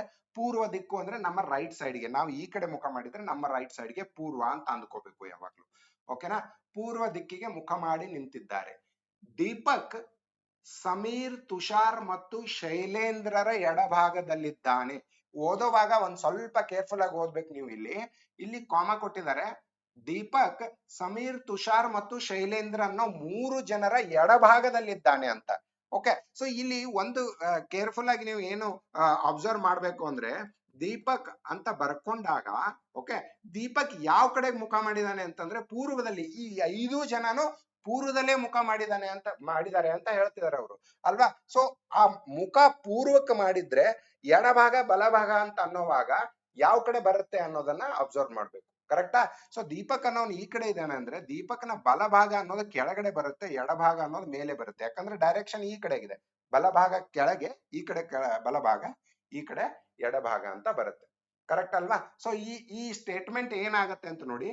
ದೀಪಕ್ ಸಮೀರ್, ತುಷಾರ್ ಮತ್ತು ಶೈಲೇಂದ್ರರ ಎಡಭಾಗದಲ್ಲಿದ್ದಾನೆ ಅಂದ್ರೆ ಈ 3 ಜನ ಸಮೀರ್, ತುಷಾರ್ ಮತ್ತು ಶೈಲೇಂದ್ರ ಅನ್ನೋರು ಯಾರಿದ್ದಾರೆ ಅವ್ರೆಲ್ಲರೂ ದೀಪಕ್ನ ಇಲ್ಲಿ ಕೆಳಗಡೆ ಇದ್ದಾರೆ, ಈ ಡೈರೆಕ್ಷನ್ ಪ್ರಕಾರ. ಸೊ 3 ಹೆಸರನ್ನು ಬರೆದ್ಬಿಡಿ. ನೆಕ್ಸ್ಟ್ 3 ಹೆಸರು ಯಾರ್ಯಾರದು? ಸಮೀರ್, ತುಷಾರ್ ಮತ್ತು ಇನ್ನೊಂದು ಹೆಸರು ಯಾವ್ದದು? ಶೈಲೇಂದ್ರ ಅಂತ, ಕರೆಕ್ಟಾ? ಸೊ ಈ 3 ಜನನು ದೀಪಕ್ನ ಬಲಭಾಗದಲ್ಲಿದ್ದಾರೆ, ದೀಪಕ್ ಈ 3 ಜನರ ಎಡಭಾಗದಲ್ಲಿದ್ದಾನೆ. ಇವರೆಲ್ಲರೂ ಇದೇ ಡೈರೆಕ್ಷನ್ ಅಲ್ಲಿ ನೋಡ್ತಿದ್ದಾರೆ. ಅದನ್ನ ಮಾತ್ರ ನೀವು ನೆನ್ಪಿಟ್ಕೋಬೇಕು, ಓಕೆನಾ? ಸೊ ಈ ಕಾಲಮ್ ವೈಸ್ ಅರೇಂಜ್ ಆಗ್ತಾ ಇದೆ ಡೇಟಾ ಅಂತ ಇಲ್ಲಿವರೆಗೂ ಬಂತು. ಇನ್ನು ಸಮೀರ್, ತುಷಾರ್ ಮತ್ತು ಶೈಲೇಂದ್ರರು ಸುಶೀಲ್ನ ಎಡಭಾಗದಲ್ಲಿದ್ದಾರೆ. ಈ 3 ಜನ ಏನಿದ್ದಾರೆ, ಸಮೀರ್, ತುಷಾರ್ ಮತ್ತು ಶೈಲೇಂದ್ರನವರು, ಸುಶೀಲ್ ಅಂತ 5ನೇ ಹುಡುಗ ಇದಾನಲ್ಲ ಅವನ ಎಡಭಾಗದಲ್ಲಿದ್ದಾರೆ. ಅಂದ್ರೆ ಈ 3 ಜನ ಎಡಭಾಗ ಅಂದ್ರೆ ಮೇಲೆ ಇರೋರು, ಕೆಳಗಡೆ ಸುಶೀಲ್ ಅನ್ನೋ ಹೆಸರು ಬರುತ್ತೆ ಅಂತ ಅರ್ಥ. ಸುಶೀಲ್ ಅನ್ನೋನು ರೈಟ್ ಮೋಸ್ಟ್ ಅಲ್ಲಿ ಇದ್ದಾನೆ. 5 ಜನರ ಇನ್ಫಾರ್ಮೇಶನ್ ಮುಗೀತು ಇವಾಗ. ಓಕೆ, ಇನ್ನೊಂದು ಇನ್ಸ್ಟ್ರಕ್ಷನ್ ಇದೆ. ಏನು ಅಂದ್ರೆ ಶೈಲೇಂದ್ರನು ಸಮೀರ್ ಮತ್ತು ತುಷಾರರ ನಡುವೆ ಇದ್ದಾನೆ. ಸೊ ನಾವ್ ಈಗ ಕೊಟ್ಟಿರೋ ಇನ್ಫಾರ್ಮೇಶನ್ ಶೈಲೇಂದ್ರ ಇಲ್ಲಿದ್ದಾನೆ, ಆದ್ರೆ ಅವ್ರೇನ್ ಹೇಳ್ತಿದ್ದಾರೆ, ಈ ಶೈಲೇಂದ್ರ ಅನ್ನೋನು ಇಲ್ಲಿಲ್ಲ, ಸಮೀರ್ ಮತ್ತು ತುಷಾರರ ಮಧ್ಯೆ ಇದ್ದಾನೆ. ಓಕೆನಾ? ಸೊ ಅದರ ಅರ್ಥ ಏನು? ಶೈಲೇಂದ್ರನ ಇಲ್ಲಿ ಕಳಿಸ್ಬೇಕು ಅಂದ್ರೆ ತುಷಾರ್ ಮತ್ತು ಶೈಲೇಂದ್ರ ಎರಡನ್ನು ಎಕ್ಸ್ಚೇಂಜ್ ಮಾಡ್ಬೇಕು ಅಂತ ಅರ್ಥ, ಕರೆಕ್ಟ್ ಅಲ್ವಾ? ಅವಾಗ ಶೈಲೇಂದ್ರನ ತುಷಾರ್ ಮತ್ತು ಸಮೀರ್ ಮಧ್ಯೆ ಬಂದ್ಬಿಡ್ತಾನೆ. ಸೊ ನಾನು ಇಲ್ಲಿ ಏನ್ ಬರಿತೀನಿ, ಇದನ್ನ ಶೈಲೇಂದ್ರ ಅಂತ ಬರಿತೀನಿ. ಓಕೆ, ಶೈಲೇಂದ್ರ ಮತ್ತು ಕೆಳಗಡೆ ಬರೋದು ಯಾರು? ತುಷಾರ್ ಅಂತ. ಸೊ ಶೈಲೇಂದ್ರ ಜಾಗದಲ್ಲಿ ತುಷಾರ್ ಬಂದ ಈಗ, ಕರೆಕ್ಟಾ? ಇಲ್ಲಿಗೆ ಇನ್ಸ್ಟ್ರಕ್ಷನ್ಸ್ ಎಲ್ಲ ಕಂಪ್ಲೀಟ್ ಆಯ್ತು. ಓಕೆ, ಈಗ ಲಾಸ್ಟ್ ಕ್ವೆಶನ್ ನೋಡಿ. ತುಷಾರ್ ಎಡದಿಂದ 4ನೇ ಸ್ಥಾನದಲ್ಲಿದ್ದರೆ, ಎಡ ಅನ್ನೋದು ನೋಡಿ, ಈ ಕಡೆ ಎಡ ಅನ್ನೋದು ಮೇಲೆ ಅಂತ ಹೇಳಿದೀನಿ ನಾನು. ಸೊ ಹಿಂಗೆ ಬರ್ಕೊಂಡ್ಬಿಡಿ ನೀವು. ಈ ಕಡೆ ಎಡ ಆಯ್ತದು, ಎಡ ಅನ್ನೋದು ಮೇಲೆ ಮತ್ತೆ ಬಲ ಅನ್ನೋದು ಕೆಳಗಡೆ. ಈ ಡೈರೆಕ್ಷನ್ ಅಲ್ಲಿ ಇಟ್ಕೊಂಡು ನಾವು ಪ್ರಾಬ್ಲಮ್ ನ ಸಾಲ್ವ್ ಮಾಡ್ಬೇಕು, ಓಕೆನಾ? ಸೊ ತುಷಾರ್ ಎಡದಿಂದ 4ನೇ ಸ್ಥಾನದಲ್ಲಿದ್ದರೆ, ಕರೆಕ್ಟ್ ಇದೆ ಅದು. ಎಡದಿಂದ 1, 2, 3 ಮತ್ತೆ 4ನೇ ಸ್ಥಾನದಲ್ಲಿದ್ದರೆ, ಬಲದಿಂದ ಅಂದ್ರೆ ಈ ಕಡೆಯಿಂದ ಸಮೀರ್ ಎಷ್ಟನೇ ಸ್ಥಾನದಲ್ಲಿದ್ದಾನೆ ನೋಡಿ? 1, 2, 3, 4, 4th ಸ್ಥಾನದಲ್ಲೇ ಇದ್ದಾನೆ ಅವನು ಕೂಡ ಅಂತ. ಸೊ ಇದು 4ನೇ ಸ್ಥಾನದಲ್ಲಿದ್ದಾನೆ ಅಂತ. ಅರ್ಥ ಆಯ್ತಲ್ವಾ? ಸೊ ಇನ್ಫಾರ್ಮೇಶನ್ ನ ನೀವು ಯಾವ ರೀತಿ ಅರೇಂಜ್ ಮಾಡ್ತೀರಾ, ಡೈರೆಕ್ಷನ್ ನ ಯಾವ ರೀತಿ ಸೆನ್ಸ್ ಮಾಡ್ತೀರಾ ಅನ್ನೋದ್ರ ಮೇಲೆ ಪ್ರಾಬ್ಲಮ್ ಈಸಿಯಾಗಿ ಸಾಲ್ವ್ ಮಾಡ್ಬೋದು. ಓಕೆನಾ. ಇದು ಅಷ್ಟೊಂದು ಈಗ ಈ ಒಗಟುಗಳು ಅಥವಾ ಪಜಲ್ಸ್ ಅಂತ ಏನಿದೆ ಅದು ನೀವು ಇನ್ನೊಂದು ಕಾನ್ಸೆಪ್ಟ್ ಅಲ್ಲಿ ನೋಡ್ಬೋದು, ಬ್ಲಡ್ ರಿಲೇಷನ್ ಪಜಲ್ಸ್ ಅಂತ. ಆ ಕಾನ್ಸೆಪ್ಟ್ ಅಲ್ಲಿ ಇನ್ನೂ ಕಾಂಪ್ಲೆಕ್ಸ್ ಆಗಿರುತ್ತೆ. ಈ ಕಾನ್ಸೆಪ್ಟ್ ಅಲ್ಲಿ ಡೈರೆಕ್ಷನ್ ಅಲ್ಲಿ ಪಜಲ್ಸ್ ಅಂತ ಏನ್ ಬರುತ್ತೆ ಅದು ಅಷ್ಟೊಂದು ಕಾಂಪ್ಲೆಕ್ಸ್ ಆಗಿರಲ್ಲ. ಓಕೆ, ಸ್ವಲ್ಪ ನೀವು ಡೈರೆಕ್ಷನಲ್ ಸೆನ್ಸ್ ನ ಇಟ್ಕೋಬೇಕಾಗತ್ತೆ ಅಷ್ಟೇ. ಓಕೆನಾ. ಇನ್ನು ನೆಕ್ಸ್ಟ್ ಇನ್ನೊಂದು ಪ್ರಶ್ನೆ ಬರೋಣ. ಈ ಪ್ರಶ್ನೆನಲ್ಲಿ ಮಲ್ಟಿಪಲ್ ಆಪ್ಷನ್ಸ್ ಇದಾವೆ, ನಿಮಗೆ ಮಲ್ಟಿಪಲ್ ಕ್ವಶನ್ಸ್ ಇದಾವೆ ಒಂದು ಪ್ರಾಬ್ಲಮ್ಗೆ. ಓಕೆನಾ. ಸೊ ಒಂದು 2-3 ಕ್ವಶನ್ ಕೇಳ್ತಾರೆ, ಅದಕ್ಕೆ ನಾನು ನೆಕ್ಸ್ಟ್ ಪೇಜ್ ಅಲ್ಲಿ ಇಟ್ಟಿದ್ದೀನಿ ಅದನ್ನ. ಓಕೆನಾ. ಇಲ್ಲಿ ನೋಡಿ, ಕೇರ್ಫುಲ್ ಆಗಿ ನೋಡಿ ಈ ಪ್ರಾಬ್ಲಮ್ ನ. A B C D E F G H ಮತ್ತು ಐ ಎಂಬ 9 ಮನೆಗಳಿವೆ. ಇವೆಲ್ಲ ಮನೆಗಳ ಹೆಸರು. ಓಕೆ, ಐ ತನಕ 9 ಮನೆಗಳಿದಾವೆ ಅಂತ ಹೇಳ್ತಿದ್ದಾರೆ. ಬಹಳಷ್ಟು ಇನ್ಸ್ಟ್ರಕ್ಷನ್ಸ್ ಇದೆ ಇಲ್ಲಿ, ಒಂದೊಂದಾಗೆ ಡ್ರಾ ಮಾಡ್ತಾನೆ ಹೋಗ್ಬಿಡ್ಬೇಕು ನಾವು, ಅವಾಗ್ಲೇನೆ ಈ ಪ್ರಾಬ್ಲಮ್ ಸಾಲ್ವ್ ಮಾಡೋಕ್ ಸಾಧ್ಯ. ಸಿ ಯು ಬಿ ಯ ಪೂರ್ವಕ್ಕೆ 2 ಕಿಲೋಮೀಟರ್ ಅಂತರದಲ್ಲಿದೆ, ಎ ಯು ಬಿ ಉತ್ತರಕ್ಕೆ 1 ಕಿಲೋಮೀಟರ್ ಅಂತರದಲ್ಲಿದೆ ಮತ್ತು ಎಚ್ ಮನೆಯು ಎ ದ ದಕ್ಷಿಣಕ್ಕೆ 2 ಕಿಲೋಮೀಟರ್ ಅಂತರದಲ್ಲಿದೆ. ಇದನ್ನ ಓದ್ತಾ ಕೂತ್ರೆ ಆಗಲ್ಲ. ಓಕೆ, ಓದಿದ್ರೆ ಏನು ಅರ್ಥ ಆಗಲ್ಲ. ಅದಕ್ಕೆ ನಾವ್ ಏನ್ ಮಾಡೋಣ, ಒಂದೊಂದೇ ಡೈರೆಕ್ಷನ್ ಯಾವ್ದು ಡ್ರಾ ಮಾಡೋಕ್ ಸಾಧ್ಯ ಇದೆಯೋ ಅದನ್ನ ಡ್ರಾ ಮಾಡ್ತಾ ಹೋಗ್ಬಿಡೋಣ, ಅವಾಗ ಪ್ರಾಬ್ಲಮ್ ಫಾಸ್ಟ್ ಆಗಿ ಸಾಲ್ವ್ ಆಗುತ್ತೆ. ಓಕೆನಾ. ಸೊ ಸಿ ಯು ಬಿ ಯ ಪೂರ್ವಕ್ಕೆ 2 ಕಿಲೋಮೀಟರ್ ಅಂತರದಲ್ಲಿದೆ. ಇದನ್ನ ಮೊದಲು ಬರ್ಕೊಂಡ್ಬಿಡಿ. ಸಿ ಯು ಬಿ ಯ ಪೂರ್ವಕ್ಕೆ, ಪೂರ್ವ ಅಂದ್ರೆ ರೈಟ್ ಸೈಡು. ಸೊ ಬಿ ಅನ್ನೋದು ಇಲ್ಲಿ ಅಂತ ನಾನು ಡ್ರಾ ಮಾಡ್ಕೊಂಡ್ಬಿಟ್ರೆ, ಬಿ ಅನ್ನೋ ಮನೆ ಸಿ ಅನ್ನೋದು 2 ಕಿಲೋಮೀಟರ್ ಅಂತರದಲ್ಲಿದೆ ಅಂತ. ಸೊ ಇಲ್ಲಿ 2 ಕಿಲೋಮೀಟರ್ ಅಂತ ಬರ್ಕೊಂಡು ನಾನು ಸಿ ಅನ್ನೋದನ್ನ ಪೂರ್ವದಲ್ಲಿ ರೆಪ್ರೆಸೆಂಟ್ ಮಾಡ್ತೀನಿ. ಆಯ್ತಾ, ಒಂದನೇದು ಮುಗೀತು. ಈಗ ಎ ಯು ಬಿ ಯ ಉತ್ತರಕ್ಕೆ 1 ಕಿಲೋಮೀಟರ್ ಅಂತರದಲ್ಲಿದೆ. ಈಗ ಎ ಅನ್ನೋದು ಬಿ ಗೆ, ಸೊ ಬಿ ನಮ್ಮ ಹತ್ರ ಆಲ್ರೆಡಿ ಇದೆ, ಸೊ ಆ ಸ್ಟೇಟ್ಮೆಂಟ್ ನಾವು ಪ್ರೊಸೆಸ್ ಮಾಡಬಹುದು ಅಂತ. ಕರೆಕ್ಟ್ ಅಲ್ವಾ. ಎ ಯು ಬಿ ಉತ್ತರಕ್ಕೆ 1 ಕಿಲೋಮೀಟರ್ ಅಂತರದಲ್ಲಿದೆ ಅಷ್ಟೇ. ಉತ್ತರಕ್ಕೆ ಅಂದ್ರೆ ಏನ್ ಹೇಳಿ, ಮೇಲ್ಗಡೆ, ಇದು ಪೂರ್ವ, ಇದು ಪಶ್ಚಿಮ, ಉತ್ತರ ಮೇಲೆ, ದಕ್ಷಿಣ ಕೆಳಗೆ, ಅಷ್ಟೇ ಡೈರೆಕ್ಷನ್ ನೆನ್ಪಿಟ್ಕೊಳ್ಳಿ ಈಗ. ಸೊ ಎ ಅನ್ನೋದು ಬಿ ಯ ಉತ್ತರಕ್ಕೆ, ಸೊ ನಾನು ಇಲ್ಲಿ ಸಾರಿ ಇದು ಬಿ ಅಲ್ಲ, ಎ ಇದು, ಎ ಯು ಬಿ ಯ ಉತ್ತರಕ್ಕೆ 1 ಕಿಲೋಮೀಟರ್ ದೂರದಲ್ಲಿದೆ. ಸೊ 1 ಅಂತ ಬರೀತೀನಿ ನಾನು ಅದನ್ನ. ಮತ್ತು ಹೆಚ್ ಮನೆಯು ಎ ದ ದಕ್ಷಿಣಕ್ಕೆ 2 ಕಿಲೋಮೀಟರ್ ಅಂತರದಲ್ಲಿದೆ. ದಕ್ಷಿಣಕ್ಕೆ ಅಂದ್ರೆ ಕೆಳಗಡೆ ಬರಬೇಕು. ಈಗ ಆಲ್ರೆಡಿ ಎ ಇಂದ ಬಿ 1 ಕಿಲೋಮೀಟರ್ ದೂರದಲ್ಲಿದೆ, ಹಂಗಾದ್ರೆ ಹೆಚ್ ಅನ್ನೋದು ಬಿ ಇಂದ 1 ಕಿಲೋಮೀಟರ್ ದೂರದಲ್ಲಿದೆ ಅಂತ ಅರ್ಥ. ಸೊ ಹೆಚ್ ಅನ್ನೋದು ಎ ಇಂದ ಒಟ್ಟು 2 ಕಿಲೋಮೀಟರ್ ದೂರದಲ್ಲಿ ಬಂತು. ಆಯ್ತಲ್ವಾ. ಸೊ ಈ ಎರಡನೇ ಇನ್ಫಾರ್ಮೇಶನ್ ಮುಗೀತೀಗ. ಓಕೆ, ನೆಕ್ಸ್ಟ್ ಬರೋಣ. ಜಿ ಮನೆಯು ಹೆಚ್ ದ ಪಶ್ಚಿಮಕ್ಕೆ 1 ಕಿಲೋಮೀಟರ್ ಅಂತರದಲ್ಲಿಯೂ, ಓಕೆ ಇದನ್ನ ಫಸ್ಟ್ ಡ್ರಾ ಮಾಡ್ಕೊಂಡ್ಬಿಡೋಣ. ಇಷ್ಟು ಜಿ ಮನೆಯು ಹೆಚ್ ದ ಪಶ್ಚಿಮಕ್ಕೆ 1 ಕಿಲೋಮೀಟರ್ ಅಂತ ಹೇಳ್ತಿದ್ದಾರೆ. ಜಿ ಅನ್ನೋದು ಹೆಚ್ಚಿನ ಪಶ್ಚಿಮ ಅಂದ್ರೆ ಲೆಫ್ಟ್ ಗೆ ಬರಬೇಕು, 1 ಕಿಲೋಮೀಟರ್. ಇದು ಜಿ ಅನ್ನೋ ಮನೆ ಇದೆ ಇಲ್ಲಿ. ಓಕೆ, ಅಂಡ್ ಅಂತರದಲ್ಲಿಯೂ, ಮತ್ತು ಡಿ ಮನೆಯು ಜಿ ಮನೆಯ ಪೂರ್ವಕ್ಕೆ 3 ಕಿಲೋಮೀಟರ್ ಅಂತರದಲ್ಲಿದೆ. ಡಿ ಅನ್ನೋದು ಜಿ ಮನೆಯ ಪೂರ್ವಕ್ಕೆ 3 ಕಿಲೋಮೀಟರ್ ಅಂತರ. ಸೊ ಜಿ ದಿಂದ ರೈಟ್ ಸೈಡ್ ಗೆ, ಕೇರ್ಫುಲ್ ಆಗಿ ಓದ್ತಾ ಇದ್ದೀನಿ ನಾನು, ಅದಕ್ಕೆ ಅಂತ 3 ಕಿಲೋಮೀಟರ್ ಅಂತರ ಅಂತಂದ್ರೆ ನೋಡಿ, ಈಗ ಆಲ್ರೆಡಿ ಹೆಚ್ ಅನ್ನೋದು 1 ಕಿಲೋಮೀಟರ್ ಇದೆ. ಸೊ ಹೆಚ್ ಇಂದ 2 ಕಿಲೋಮೀಟರ್ ದೂರದಲ್ಲಿ ಡಿ ಇದೆ ಅಂತ ಅರ್ಥ. ಕರೆಕ್ಟ್ ಅಲ್ವಾ. ಕರೆಕ್ಟ್ ಅಲ್ವಾ. ಸೊ ನಾನು ಡಿ ಅನ್ನೋದನ್ನ ಇಲ್ಲಿ ಡ್ರಾ ಮಾಡ್ತೀನಿ. ಡಿ ಅನ್ನೋದು 2 ಕಿಲೋಮೀಟರ್. ಇನ್ನು ಎಫ್ ಮನೆಯು ಜಿ ಮನೆಯ ಉತ್ತರಕ್ಕೆ 2 ಕಿಲೋಮೀಟರ್ ಅಂತರದಲ್ಲಿದೆ. ಓಕೆ, ಜಿಯ ಉತ್ತರ ಅಂದ್ರೆ ಯಾವುದು, ಅಪ್ಪರ್ ಸೈಡ್. ಓಕೆ, ಇಲ್ಲಿ ಇನ್ನೊಂದು ಮನೆ ಬರುತ್ತೆ 2 ಕಿಲೋಮೀಟರ್ ಅಂತರ ಅಂತ ಹೇಳ್ತಿದ್ದಾರೆ ಅವರು. 2 ಕಿಲೋಮೀಟರ್ ಅಂತರದಲ್ಲಿ ಎಫ್ ಮನೆ ಇದೆ. ಸೊ ಇದನ್ನ ನಾನು 2 ಕಿಲೋಮೀಟರ್ ಅಂತ ಬರಿತೀನಿ. ಇದು ಎಫ್ ಅಂತ. ಕರೆಕ್ಟಾ. Okay, done. ಇನ್ನು ಐ ಮನೆಯು ಬಿ ಮತ್ತು ಸಿ ಮನೆಗಳ ಮಧ್ಯದಲ್ಲಿದೆ. ಐ ಅನ್ನೋದು ಬಿ ಮತ್ತು ಸಿ ಗಳ ಮಧ್ಯದಲ್ಲಿ, ಅಂದ್ರೆ ಎಕ್ಸಾಕ್ಟ್ಲಿ ಮಧ್ಯದಲ್ಲಿ. ಸೊ ನೋಡಿ, ಬಿ ಮತ್ತು ಸಿ ಮಧ್ಯೆ 2 ಕಿಲೋಮೀಟರ್ ಇದೆ ಅಂತಂದ್ರೆ ಇದರ ಅರ್ಥ ಇಲ್ಲಿ ಇನ್ನೊಂದು ಐ ಅಂತ ಬರುತ್ತೆ ಮಧ್ಯದಲ್ಲಿ ಅಂತ ಹೇಳ್ತಿದ್ದಾರೆ. ಅಂದ್ರೆ ಅದರ ಅರ್ಥ ಇದು 1 ಕಿಲೋಮೀಟರ್ ಆಗುತ್ತೆ, ಇದು 1 ಕಿಲೋಮೀಟರ್ ಆಗುತ್ತೆ. ಯಾಕಂದ್ರೆ ಮುಂಚೆ ಈ ಬಿ ಇಂದ ಸಿ ಗೆ 2 ಕಿಲೋಮೀಟರ್ ಅಂತ ಕೊಟ್ಟಿದ್ರಲ್ವಾ. ಸೊ ಐ ಅನ್ನೋದು ಮಧ್ಯ ಬಂತು ಅಂತ. ಹಾಗೇನೆ ಈ ಮನೆಯು ಎಚ್ ಮತ್ತು ಡಿ ಮನೆಗಳ ಮಧ್ಯದಲ್ಲಿದೆ. ಇ ಅನ್ನೋದು ಹೆಚ್ ಮತ್ತು ಡಿ ಗಳ ಮಧ್ಯದಲ್ಲಿದೆ ಅಂತ. ಎಕ್ಸಾಕ್ಟ್ಲಿ ಇದು ಕೂಡ ಮತ್ತೆ ಏನಾಯ್ತು ನಮಗೆ, ಯಾವ ಮನೆ ಅದು, ಈ ಮನೆ. ಎಕ್ಸಾಕ್ಟ್ಲಿ ಮತ್ತೆ 1 ಕಿಲೋಮೀಟರ್ ಆಗಿ ಡಿವೈಡ್ ಮಾಡುತ್ತೆ. ಇದು 1 ಕಿಲೋಮೀಟರ್, ಇದು 1 ಕಿಲೋಮೀಟರ್. ಅರ್ಥ ಆಯ್ತಲ್ವಾ. ಸೊ ಈ ಡಿಸ್ಟೆನ್ಸ್ 1 ಕಿಲೋಮೀಟರ್ ಆಗಿರೋದ್ರಿಂದ ಇದು 1 ಕಿಲೋಮೀಟರ್ ಅಂತ ಅನ್ಕೋಬಹುದು, ಇದು 1 ಕಿಲೋಮೀಟರ್ ಅಂತಾನೆ ಅನ್ಕೋಬಹುದು, ಇದನ್ನು 1 ಕಿಲೋಮೀಟರ್ ಅಂತ ಅಂದ್ಕೋಬಹುದು ಅಲ್ವಾ. ಸೊ ಈಗ ರೋ ವೈಸ್ ಕಾಲಮ್ ವೈಸ್ ಎಲ್ಲ ಅರೇಂಜ್ಮೆಂಟ್ ಆಯ್ತು ನಮ್ದು. ಇಲ್ಲಿಗೆ ಇನ್ಸ್ಟ್ರಕ್ಷನ್ಸ್ ಎಲ್ಲ ಮುಗೀತು. ಇನ್ನು ಪ್ರಶ್ನೆಗಳಿಗೆ ಬರೋಣ. ಪ್ರಶ್ನೆ ಏನೇನಿದಾವೆ ಅಂದ್ರೆ ನೋಡಿ, ಇ ಮತ್ತು ಜಿ ಮನೆಗಳ ನಡುವಿನ ಅಂತರ ಎಷ್ಟು? ಇ ಮತ್ತು ಜಿ ಎಲ್ಲೆಲ್ಲಿದಾವೆ ಅಂತ ನೋಡ್ಕೊಳ್ಳಿ. ಇ ಇಲ್ಲಿದೆ ಅಂಡ್ ಜಿ ಇಲ್ಲಿದೆ. ಇ ಮತ್ತು ಜಿ ಗಳ ಮಧ್ಯೆ ಇರೋ ಅಂತರ ಎಷ್ಟು ನೋಡಿ? 1 ಕಿಲೋಮೀಟರ್ ಇಲ್ಲಿದೆ, 1 ಕಿಲೋಮೀಟರ್ ಇಲ್ಲಿದೆ. ಸೊ ಟೋಟಲಿ ಇಲ್ಲಿಂದ ಇಲ್ಲಿಗೆ 2 ಕಿಲೋಮೀಟರ್ ಅಂತರ ಇದೆ ಅಂತ ಅರ್ಥ. ಸೊ 2 ಕಿಲೋಮೀಟರ್ ಇದರದು answer. Okay, option A 2 kilometre.